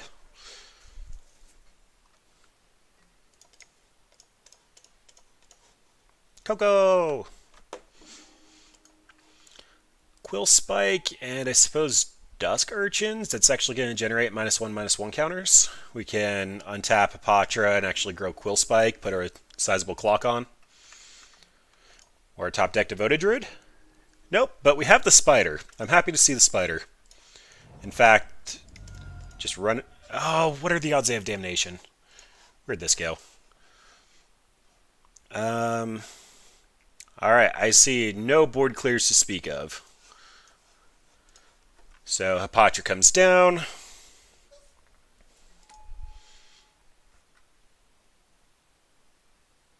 Oh, if I attack in with Quill Spike, I can't get in with the Obelisk Spider. Okay, that's fine though. We'll wait on Spider.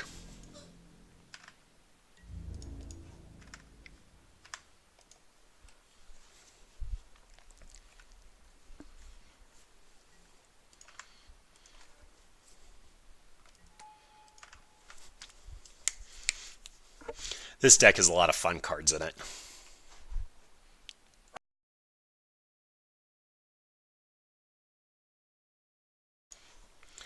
And opponents try to figure out what's going on. So I think they see what we can do. Oh, they just don't care. Alright, do I take this up to 7 damage?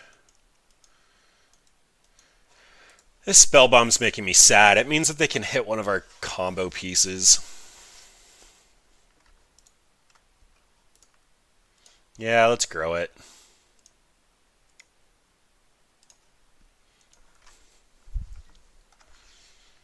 Alright, opponent takes 8. Still not bad for turn 4. Like, we have a sizable board, we have sizable synergy.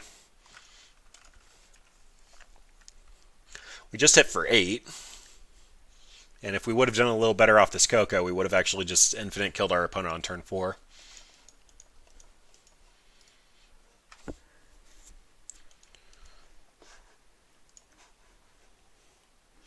Also looks like opponent's deck isn't running any discard.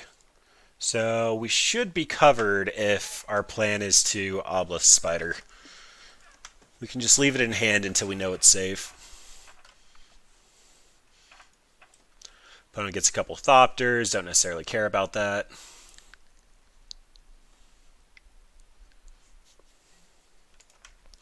EE for 1. So they care about the birds?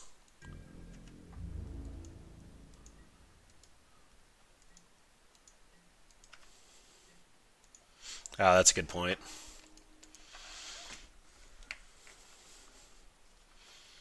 Why did they EE on 1? That's not going to hit our mass number of tokens we're going to generate. The Birds of Paradise doesn't really do much.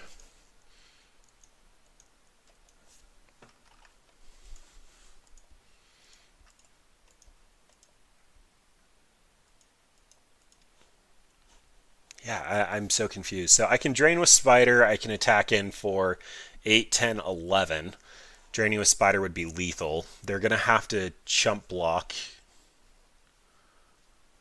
But they only have to chump block with a single Thopter. They can also start welding jarring the Thopters. The reach is actually super relevant. I think I want to get this out as a blocker at the bare minimum. Because when this deals combat damage to a creature, it puts a -1/-1 counter on it. That can't be welding jarred, and that's going to get us a Death Touch as well as a Drain. And then for now, I think that means that Death Touch, Dusk Urchins, and Quill Spike get in. And depending on how they're blocked, we'll see if we actually eat the counter or not.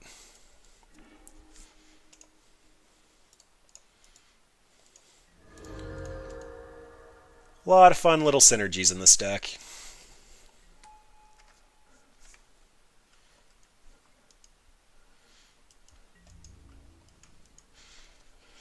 Yeah, not being able to play 1-drops means that their collected brutalities are what they're actually trying to save them for.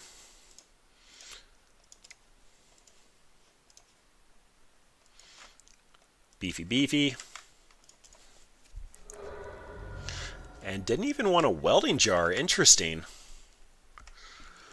Alright, well if we get a devoted druid, we can just kill them with reach damage. So if their plan here is to bridge, it's not going to get very far.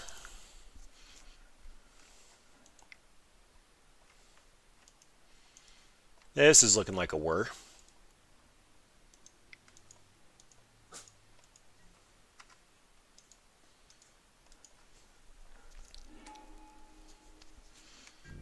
Alright, still one card in hand. That means several creatures are coming in at you.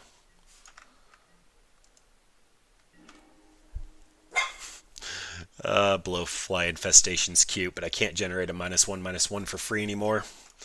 I guess that means we run it out. Otherwise it can get... actually should have held that in case there's an EE for 3.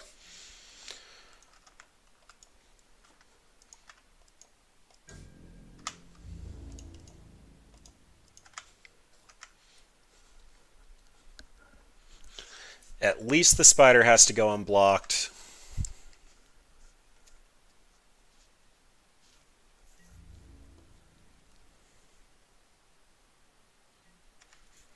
Yep, seems about right.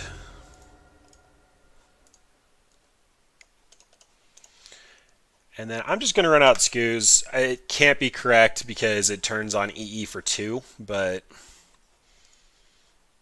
I guess they technically did have mana for EE on 2, but not 3.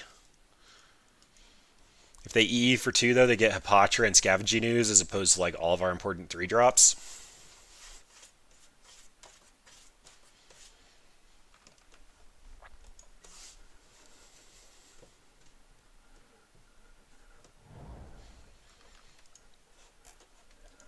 Alright, they found another land. And a Witchbane Orb. Alright, so attacks are off. But anything that can generate -1/-1 counters is good.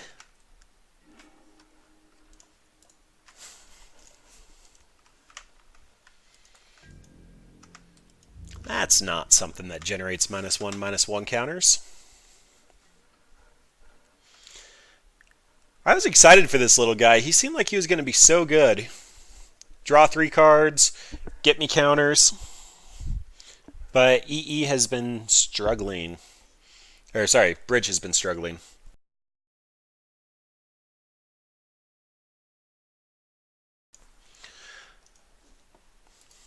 I even get to remove all the counters.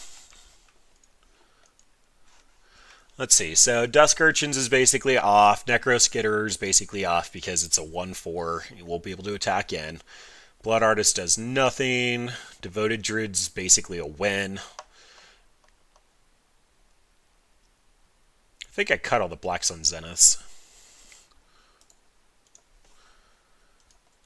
Nope, I still have 1. Ah, bah humbug, opponent. Alright, I think we just got locked out of this one too then. Because they have Welding Jar, which means we basically have to draw back-to-back. Oh, they... Yeah. We have to draw back-to-back Abrupt Decays.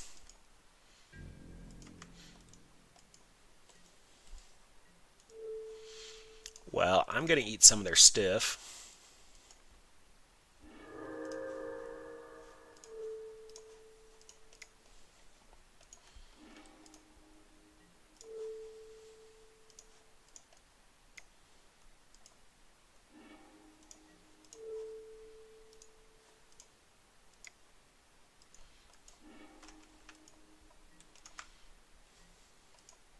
That's a hit. Might be a little too late, though. Yep, there it is. There was the win.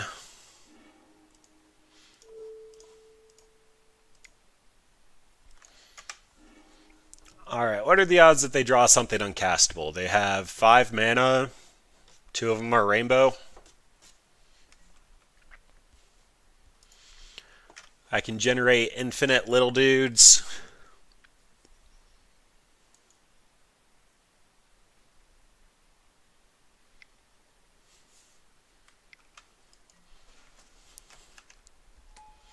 Alright, now they have a Tezzeret to go tutor something.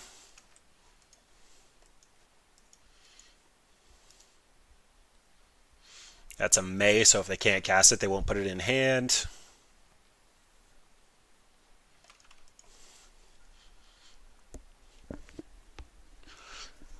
Alright, so I'm going to call this a conditional win. If we actually had the correct thing in hand, we would have won.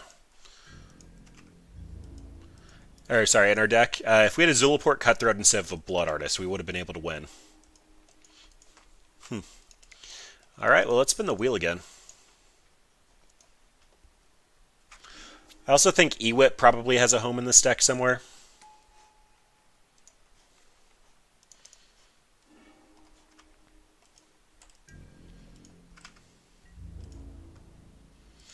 Attack opponent, attack opponent.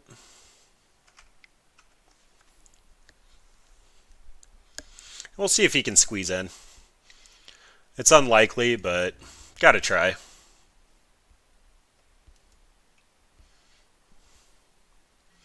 Yep.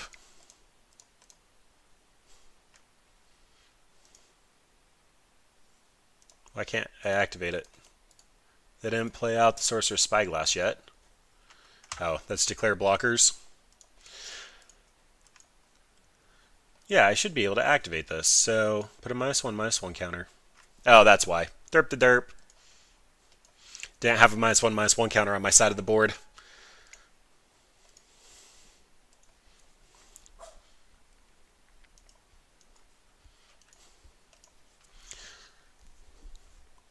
So if opponent puts another card in hand, we can still win by going infinitely long. The EE's on 1, which only stops the Birds of Paradise.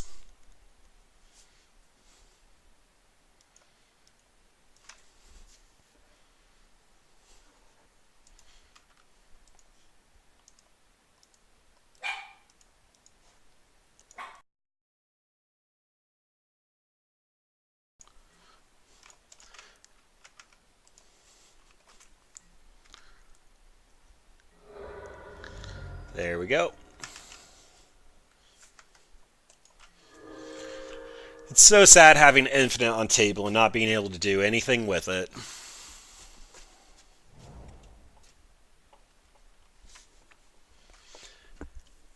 The nice thing about the Devoted Druid combo with Vizier of Remedies is actually they can go Tutor up Knight of Autumn and or Reclamation Sage. Now they have Sorcerer's Spyglass, an additional Welding Jar. So I'm going to have to generate probably at least 9 snakes here, and even then I don't think I really have an out other than opponent drawing a card that they can't cast.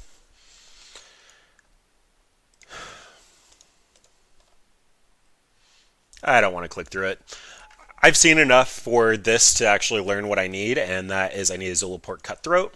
So moving down to the 1-3 bracket, and I actually need to AFK for 1 second. My dog has been freaking out beyond belief. He needs to go outside, so I'll be back in probably 3 minutes. Be right back.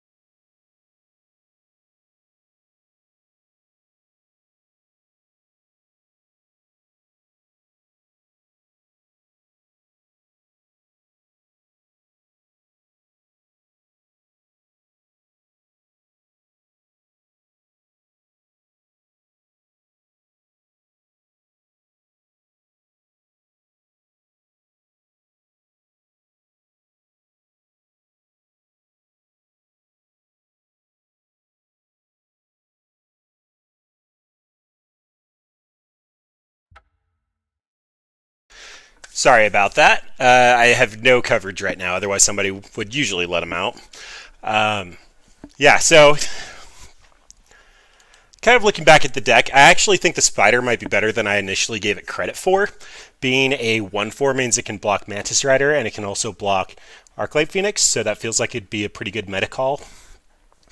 Also allows us to kill our opponents outside of Leyline of Sanctity and Witchbane Orb.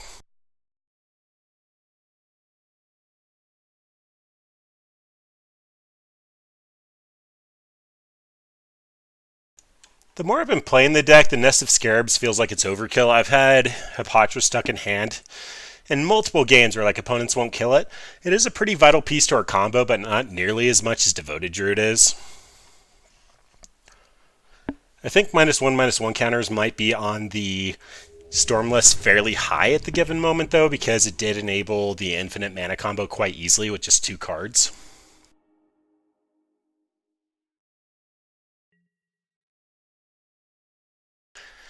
And this is a pretty easy mulligan, no colored sources. This is a... Yeah, the Hapatra being a legend typically puts a flag on it as I might have a redundant piece in hand, where the Devoted Druid is just a single thing that kind of enables everything else. There's no redundant combo pieces that make it... Ugh, I'm forgetting the word here. It doesn't have another piece that's similar to what it does. You don't have Devoted Druid... Oh boy, I think this is an Overgrown Tomb. It doesn't do the exact same thing as anything else in Modern. Like, there's no way I can generate -1/-1 counters at instant speed whenever I want to. Where Hapatra is cute and it does generate a token for us and enables like one of the trees. Great, it's Belcher. It enables one of the trees of all of our combo pieces, but it's not necessary to actually win.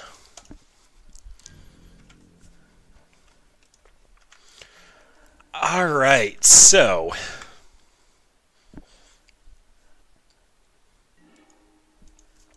Opponent saw Quill Spike. He has got to be wondering what the heck is going on. I'm expecting opponent to be running Charbelcher, the 4-mana artifact that, if you have no lands in your deck, kills you for 3 mana. I think that gives me a minute to deal with this Wild Cantor. This could also be Experimental Frenzy.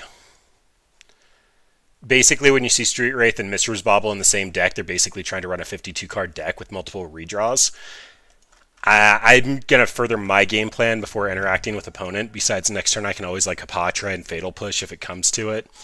If opponent is trying to unfairly ramp their cards up and get mana quickly, this Wild Cantor is going to have to sit on the battlefield for another 2, maybe 3 turns. Okay, so this is the...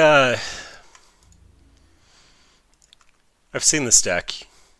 It's been like 3 years, though.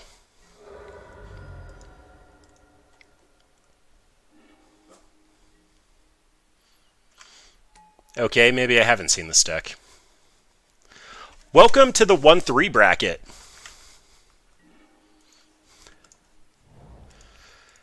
Alright, well... This pretty easily tells me that I have to Hapatra, and I'm going to Fatal Push. I'm almost expecting Apostle's Blessing out of my opponent's deck. Yeah, to be fair, he might be saying the same thing about us, though. He saw Quill Spike off the top. So this looks like it's probably fast mana into that... Oh my gosh, I forget what it's called.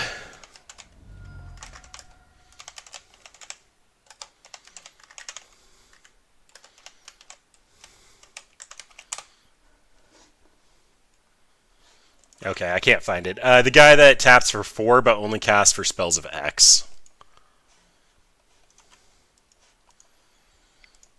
Wait, I don't get counters for that? Whenever you put. Oh, if this is another Vizier, I'm going to be sad.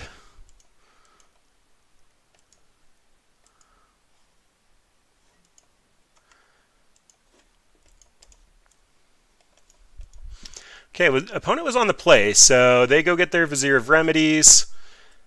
Simian Spirit Guide? No. Alright, so... Hapatra's going to kill Devoted Druid here. So I think that's just what I'm doing. I can Blowfly first, but that means that I have to kill my birds or shrink my Hapatra. So I think Hapatra's just getting in, and then Quill Spike's going to come out and potentially do something fun.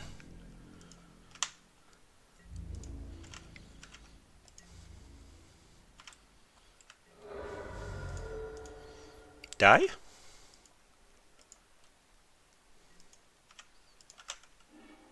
Okay.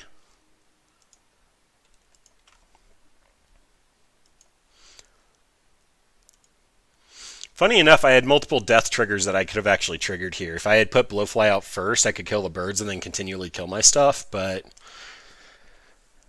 need a payoff. That alone just doesn't do enough.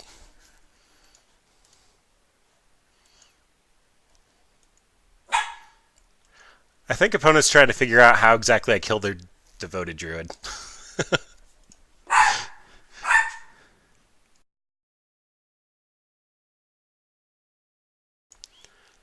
Yeah, okay. We'll see if they had another devoted druid, though.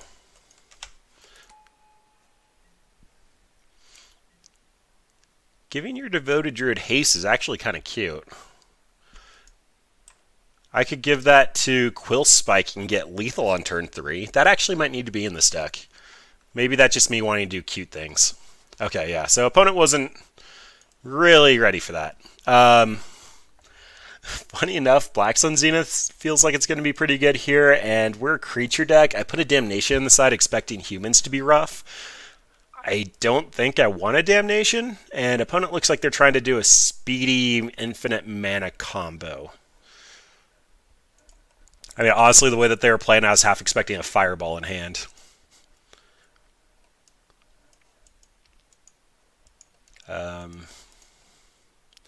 Leyline turns off there.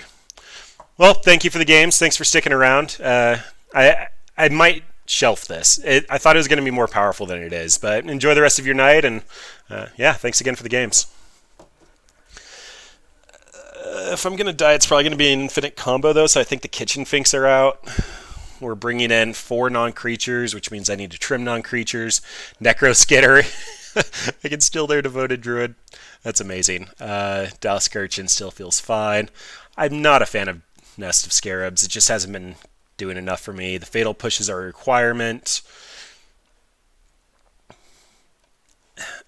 This being part of our primary combo feels like it needs to stay a 4 of, but I've drawn multiples of it and it's done nothing, so maybe 3 is a sweet spot. I'm starting to feel like the more that I've been playing this, the Quill Spike Devoted Druid combo is better. I need more ways to generate -1/-1 counters. I think that's the bottom line that I'm taking from this.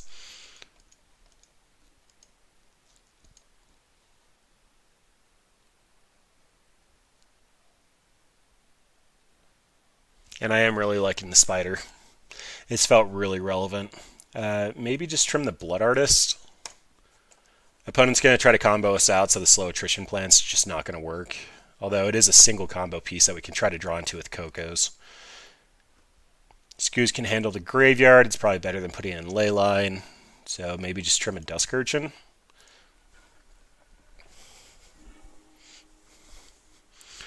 I still don't know what opponent's doing. Okay, well this has our one-shot combo in it. If opponent stumbles, they immediately kept 7. If our opponent stumbled, this is a turn 4 kill. This is also infinite Hapatra. I think that this is fine. I wish it had another land, but this is good enough. Okay, I'm quite confused. I typically take that as a sign that they're a loam deck.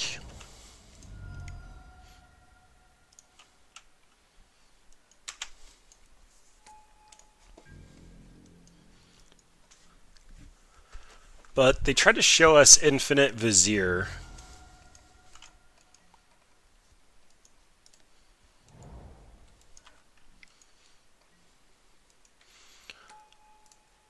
Alright, well... Oh boy. I think I give our opponent 1 turn to kill us, and then we'll at least know what's going on. In the meantime, though, I have to get some mana, otherwise we're just going to lose this. So... Put out some mana dorks. It might have been correct to actually devote a druid there, but we don't have the same mana situation that they do in their deck, having white. So I kind of just need to count up as high as possible. If their plan to win is creature-based, we can usually do alright with that.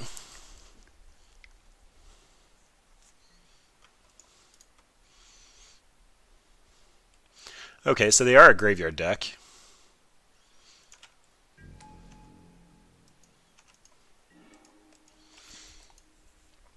Then that means I can Hapatra and Devoted Druid. That won't have Threshold for a hot minute. Question is, do I actually have to hold up Assassin's Trophy? They didn't have anything else. Oh, they didn't actually have infinite mana yet. Okay, well, I need to get my Devoted Druid out.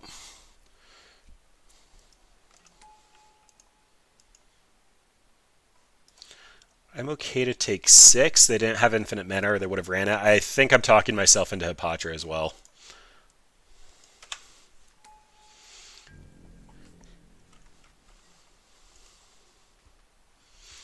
If he attacks in without Threshold, I can just instantly make a Dork and block. I have no clue what's going on over there. Opponent, you have my respect. You have officially confused and boggled me. 4 mana for a 6/6 flyer seems pretty good, but being graveyard dependent in this meta feels like it's probably not the best idea. This is also time shifted, and Threshold was from Odyssey Block, so I have respect. I loved Odyssey Block. This is probably just a reprint. I just don't recognize the card. You even have Guru lands. Like, you're playing with some real spice over there.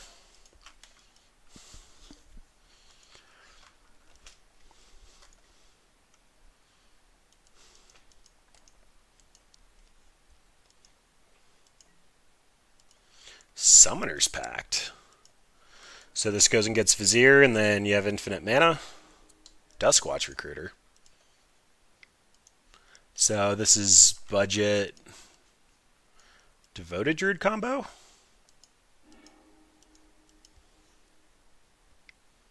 Fails to find a basic land. Okay, so they didn't have Threshold.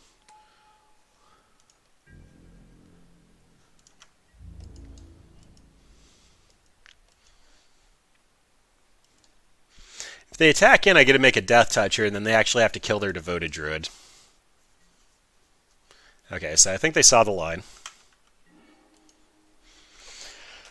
Oh boy. Alright, so I can make infinite dudes on the ground. I can also try to Coco.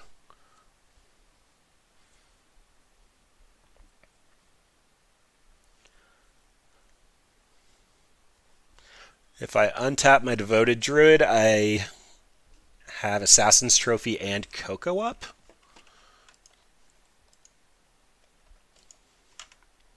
If that's not highest upside, I don't know what is.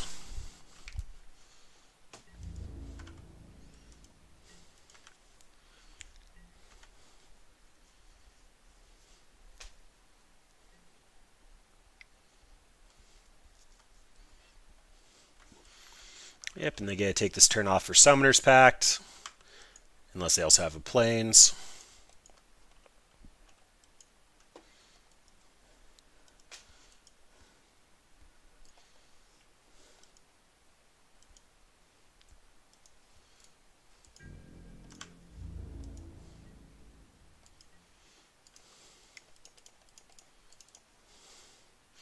Collected Company. Alright, well, another Devoted Druid's not bad. That Hapatra can just go to the bottom. Then, is it worth popping Assassin's Trophy here? I don't believe so. Blowfly Infestation means that I have lethal, but I don't have any, or I have infinite 2 different ways, but I don't have payoff. So for now, let's go ahead and just run out the Blowfly Infestation. I can spend this 3 mana on Quill Spike. Oh, no. Okay. I'm on top of this. We're going to get a counter.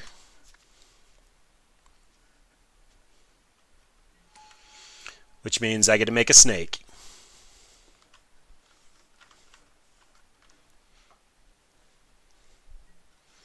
Okay, tap for green. Kill off my Devoted Druid.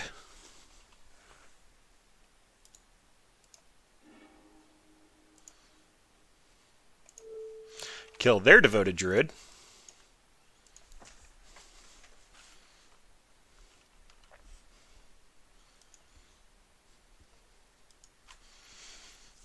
This deck has a lot of fun pieces. It's sad that you need like 3 permanents on the battlefield for it to work, though.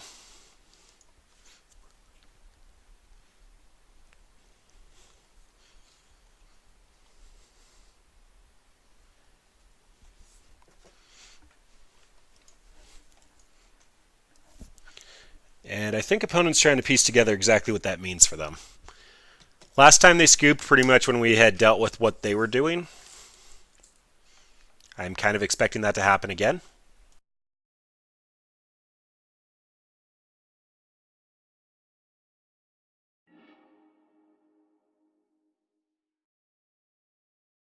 We get all of our fun triggers. I get to put a -1/-1 counter on something. It's probably just going to be this Devoted Druid so that they can't untap it.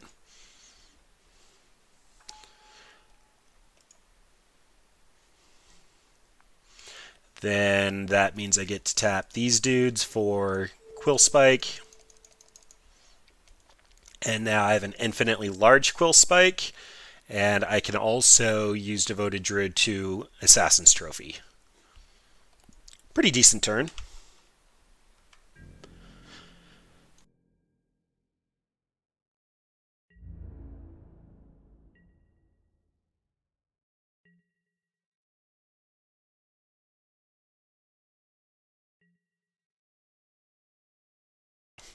It's funny that opponent was running the Vizier, which is basically the natural counter to our deck. Alright, so I believe that means... No, last time they got a Duskwatch Recruiter. So... I have to respond to this when they go to put the -1/-1 counter on it. Oh wait, no, they can just continue to do that. Crap, I was supposed to kill the Devoted Druid first. Alright, well, I guess they get to put Duskwatch Recruiter on the stack and get infinite mana. That was my bad. I was supposed to Assassin's Trophy the Devoted Druid with the trigger on the stack because they can just infinitely put the counters on it. Because I can't react to the mana ability, and that's the correct time to kill it.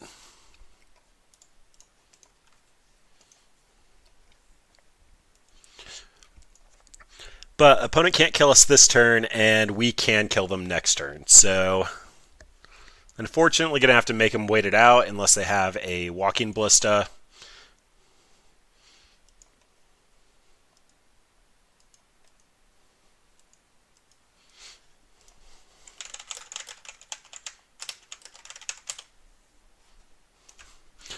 I just shot my opponent a message, what's the payoff card? If they tell me what it is and I can't do anything about it, then perfectly okay.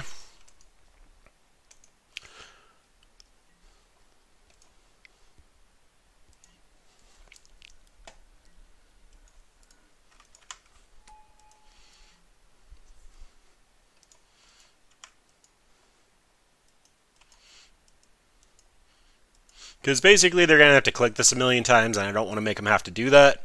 My opponent's made me do that enough tonight. We are well over what I typically try to stream for.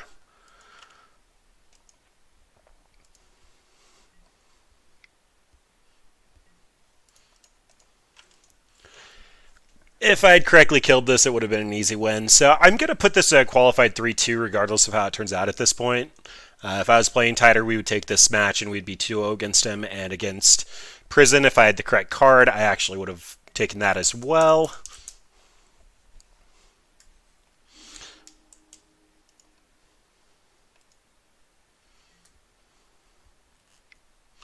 And opponent doesn't want to tell me what it is. So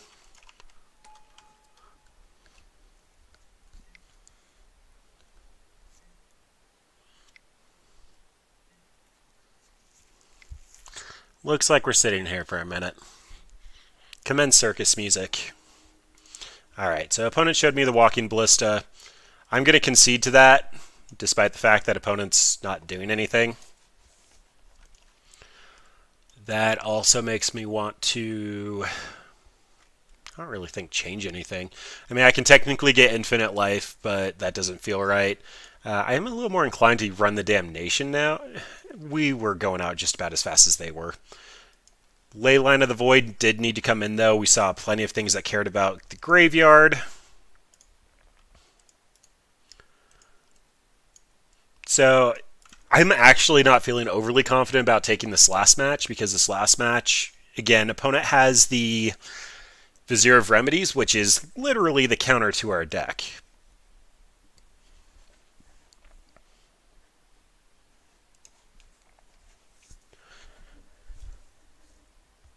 Maybe trim an Assassin's Trophy? Yeah, that doesn't feel right. I need as much removal for their combo as possible. Necro Skitter probably is the cut.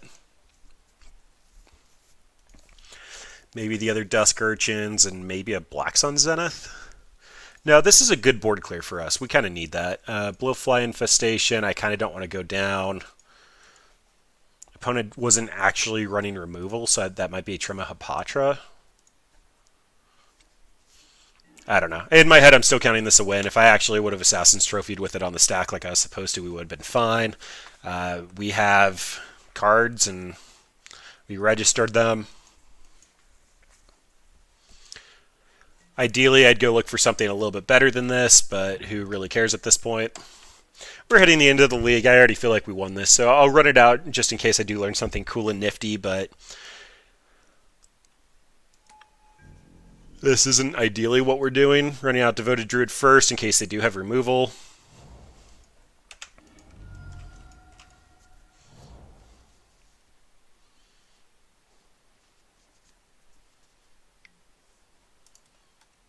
Okay.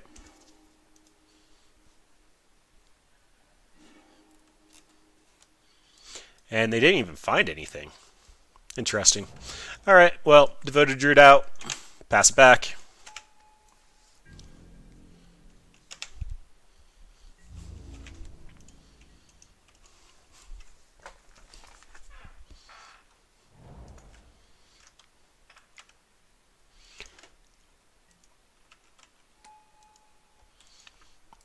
Duskwatch doesn't actually do anything super relevant for us. In hindsight, I probably should have ran out Hapatra first just because she can attack. Although we don't have Exalted. It wouldn't have gone through the Duskwatch Recruiter, but if we actually Coco'd, drew Coco and Coco'd into a combo piece or something, that'd probably be pretty good.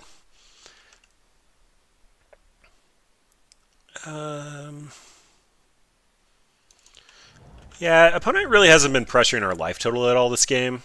I'm just going to run everything out. And again, like I said, I'm running this just to see if I can learn anything cool and neat before we wrap this deck up tight in a nice little bow.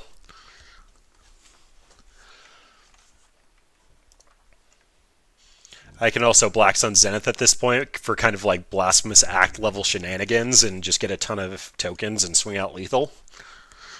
Well, it's just something we haven't seen from this deck yet. There's a lot of synergies I found while trying to construct it that I thought were really cool, but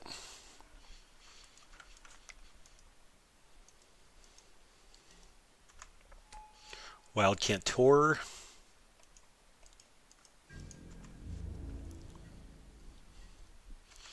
Alright, opponent hasn't shown us either half of their combo yet. Birds of Paradise is just going to be an initial target for Black Sun Zenith. Coco End Step might hit our combo and go infinite. Opponent doesn't have Threshold or either half of their combo piece. That being said, they can actually Devoted Druid with Haste into Vizier and try to combo off.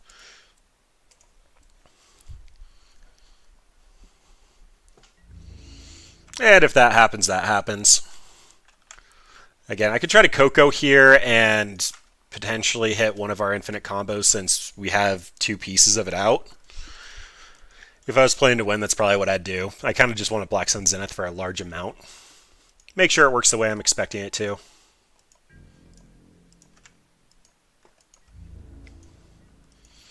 Okay. Why not? If I hit a Spider, I'd be very happy. I hit a Scoos with a bunch of garbage going to the bottom. I think I lowered my count to be closer to like 75% chance of hitting two things.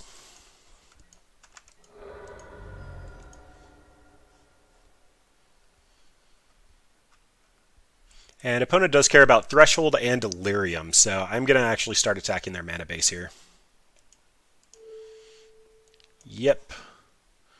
Actually, opponent's about to get a creature in the graveyard. I don't care about gaining the life here. I'm going to go for the dual face card. In fact, no, that's fine.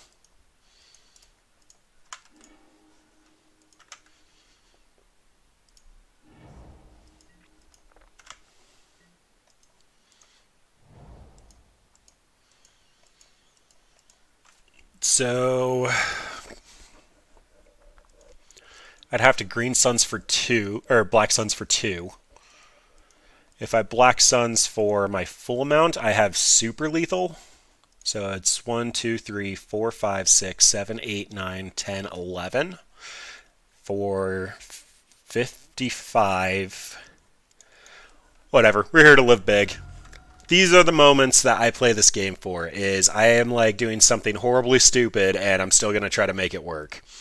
Gonna grab a basic just because we're going to nuke our board here and I feel like we're ahead.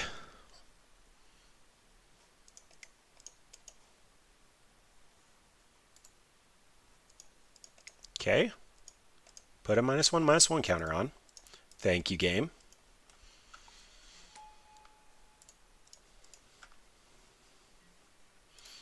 Tap for green, -1/-1 counter.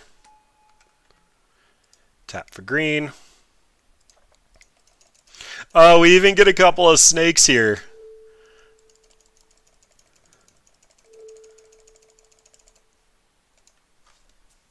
Ta-da!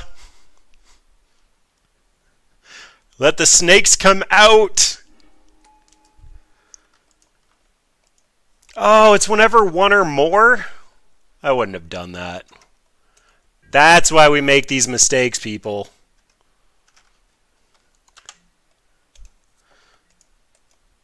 I would have just done it for 1. Well, opponent scooped it up.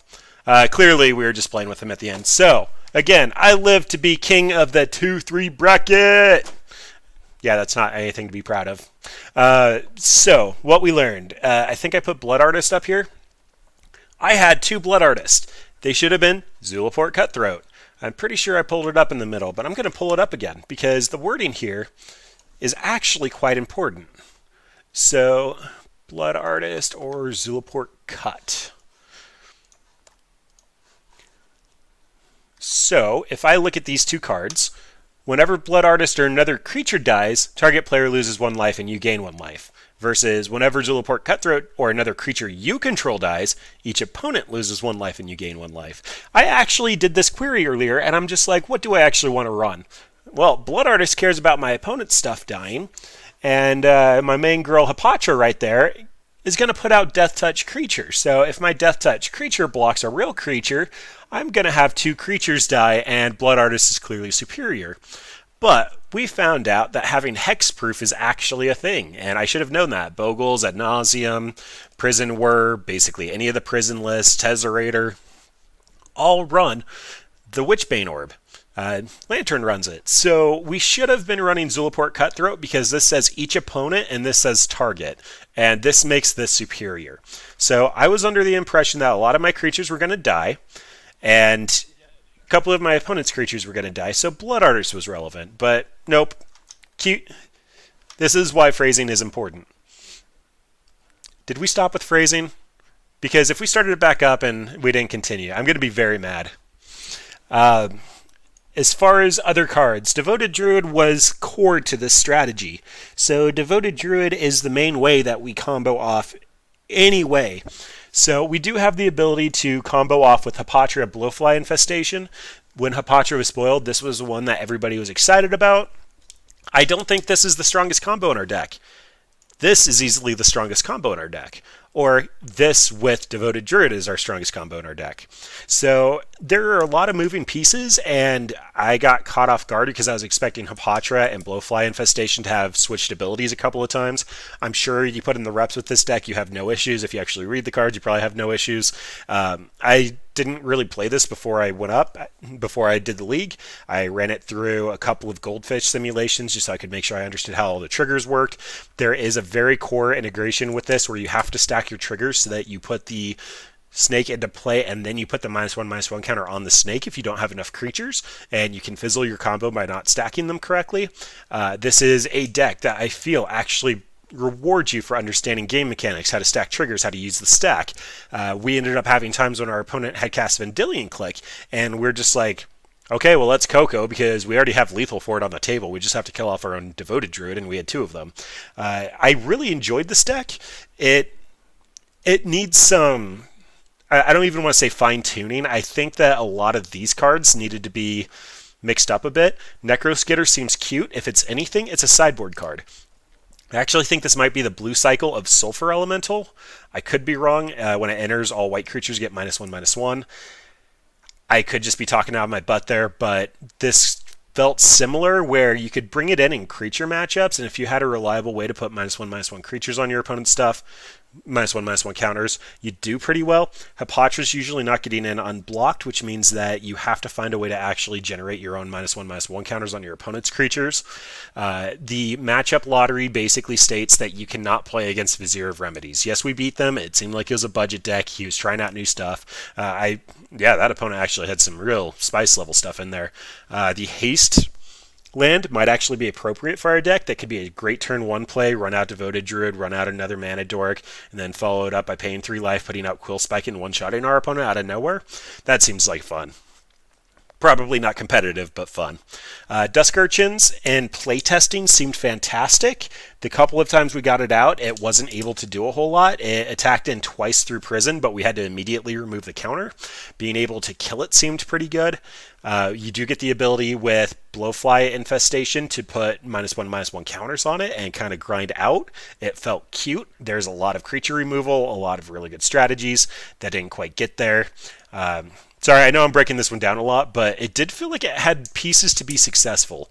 I didn't have a highlight for the Obelisk Spider, but I feel like I need to bring that up. Being a 1/4 means that I can stop a non-exalted, non-Thales Lieutenant Mantis Rider. It also means that I can stop an Arclight Phoenix. Being able to block means that you're actually going to trigger putting -1/-1 counters on your opponent's stuff, which was very relevant.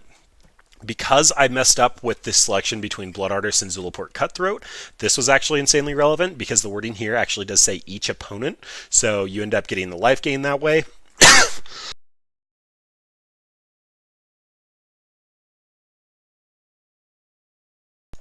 Sorry, almost died to death of coughing.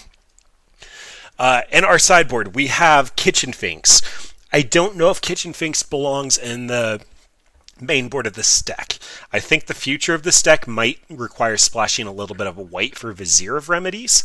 It does stop a lot of our synergies, but getting infinite mana feels quite good, and it also means that we probably need to go into Court of Calling. Like, even just having one Vizier of Remedies and potentially a Temple Garden would probably be pretty good, and that way we can just court it out, get infinite mana, drop our hand, or do whatever we need to. I think there's a lot more testing required before making that decision, but it does feel like a direction you could potentially go. Transformational sideboard potentially into white infinite mana after your opponent thinks that you're doing -1/-1 counter seems great. Solemnity is horrible for this deck. You will not win against Solemnity, but decks like Infect just have to take that into consideration. It's a fringe card, but some people are playing it. If we played against Enchantment Hate or Enchantment Prison, they probably would have ran it. I don't think the Nest of Scarabs is correct. So many times Hapatra was on the table. Seraphix actually did join our stream. Cool opponent. He had a lot of good insight, and he didn't know if he should hit the Devoted Druid or the Hapatra. If anybody is familiar with this deck, they're always going to hit the Devoted Druid, I feel like.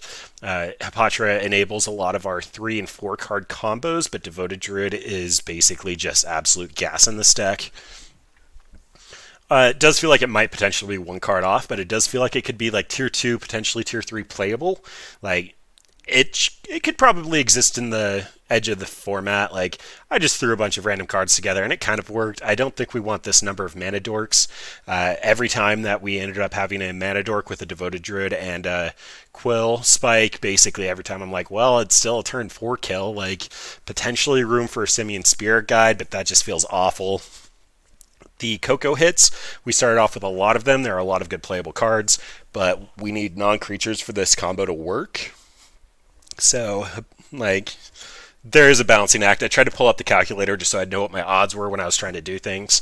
It's well within the realm of feasible to have this number of non-creatures, but we also didn't have a ton of interaction. We might just need the Assassin's Trophies main board, but I had fun. It did unique things. Anytime that I play a deck on the edge of the format, especially one that can win instant speed, I feel like my opponents usually are pretty respectful of it, and they're just like, well, this is cool, it doesn't exist, it might not be there, but first go, like, this did what I wanted it to. Like, we were king of the 2-3 bracket, we could have been 3-2 with the right card, and that wasn't even, like, trying to tune. I'm sure if we had Fulminators or anything that was actually viable against Tron, we probably would have done better. We put up a heck of a fight considering they had natural Tron in both games. Like, they did what they needed to. The Walking Ballista keeping our entire deck at bay is horrible. Like, I can't think of anything I would probably do to stop that. If we go white, we get Stony Silence on the sideboard. But again, I don't know if splashing white for this deck is the correct call. But if you have ideas, if you want to run it, like, feel free to drop a message, like, ask questions, leave notes. I might try to revisit this one in the future, but it's definitely going to be behind Teamer. What the heck did I call that deck?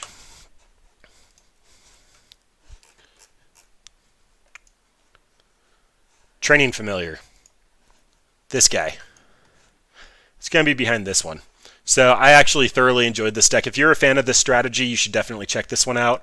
Essentially what this deck is trying to do is use Biomancer's Familiar and Training Grounds to reduce the cost of your activated abilities by 2. And then you can use Walking Ballista as just an absolute threat. You don't want Emrakul. I actually kind of go over it at the end of the deck, kind of similar to this one. I did a full breakdown because I loved it. Is it Guildmage, though, with Manamorphose and Training Grounds or Biomancer's Familiar? Means that you get essentially infinite draws and mana as long as you can draw cards, which is why I tried the Emrakul, but it didn't work. Then you also get the Umbral Mantle with Birds of Paradise or Lumbering Falls, and you can continuously untap and grow infinite size, similar to our Quill Spike. And this deck was fantastic. Like, we just had absolute wins out of nowhere. I want to revisit this now that I know what the deck is trying to accomplish. Is it Guildmage with Training Grounds is also basically infinite remands, where you can just remand your original remand back to your hand and then counter their spell. And so you can just, like, if you have Manamorphose going, you can draw your entire deck and just make it so that they can't cast anything for the rest of the game. This deck was an absolute blast, and this is definitely the Is-It version, where this is the Golgari version. There is something here, it might not be great, but it should exist in the edge of the format somewhere. But thanks for watching, everyone. And again, if you have any notes, please comment. I will probably revisit this sometime in the future, not immediately, but if you know something works, I'd love to hear about it. And thanks for watching.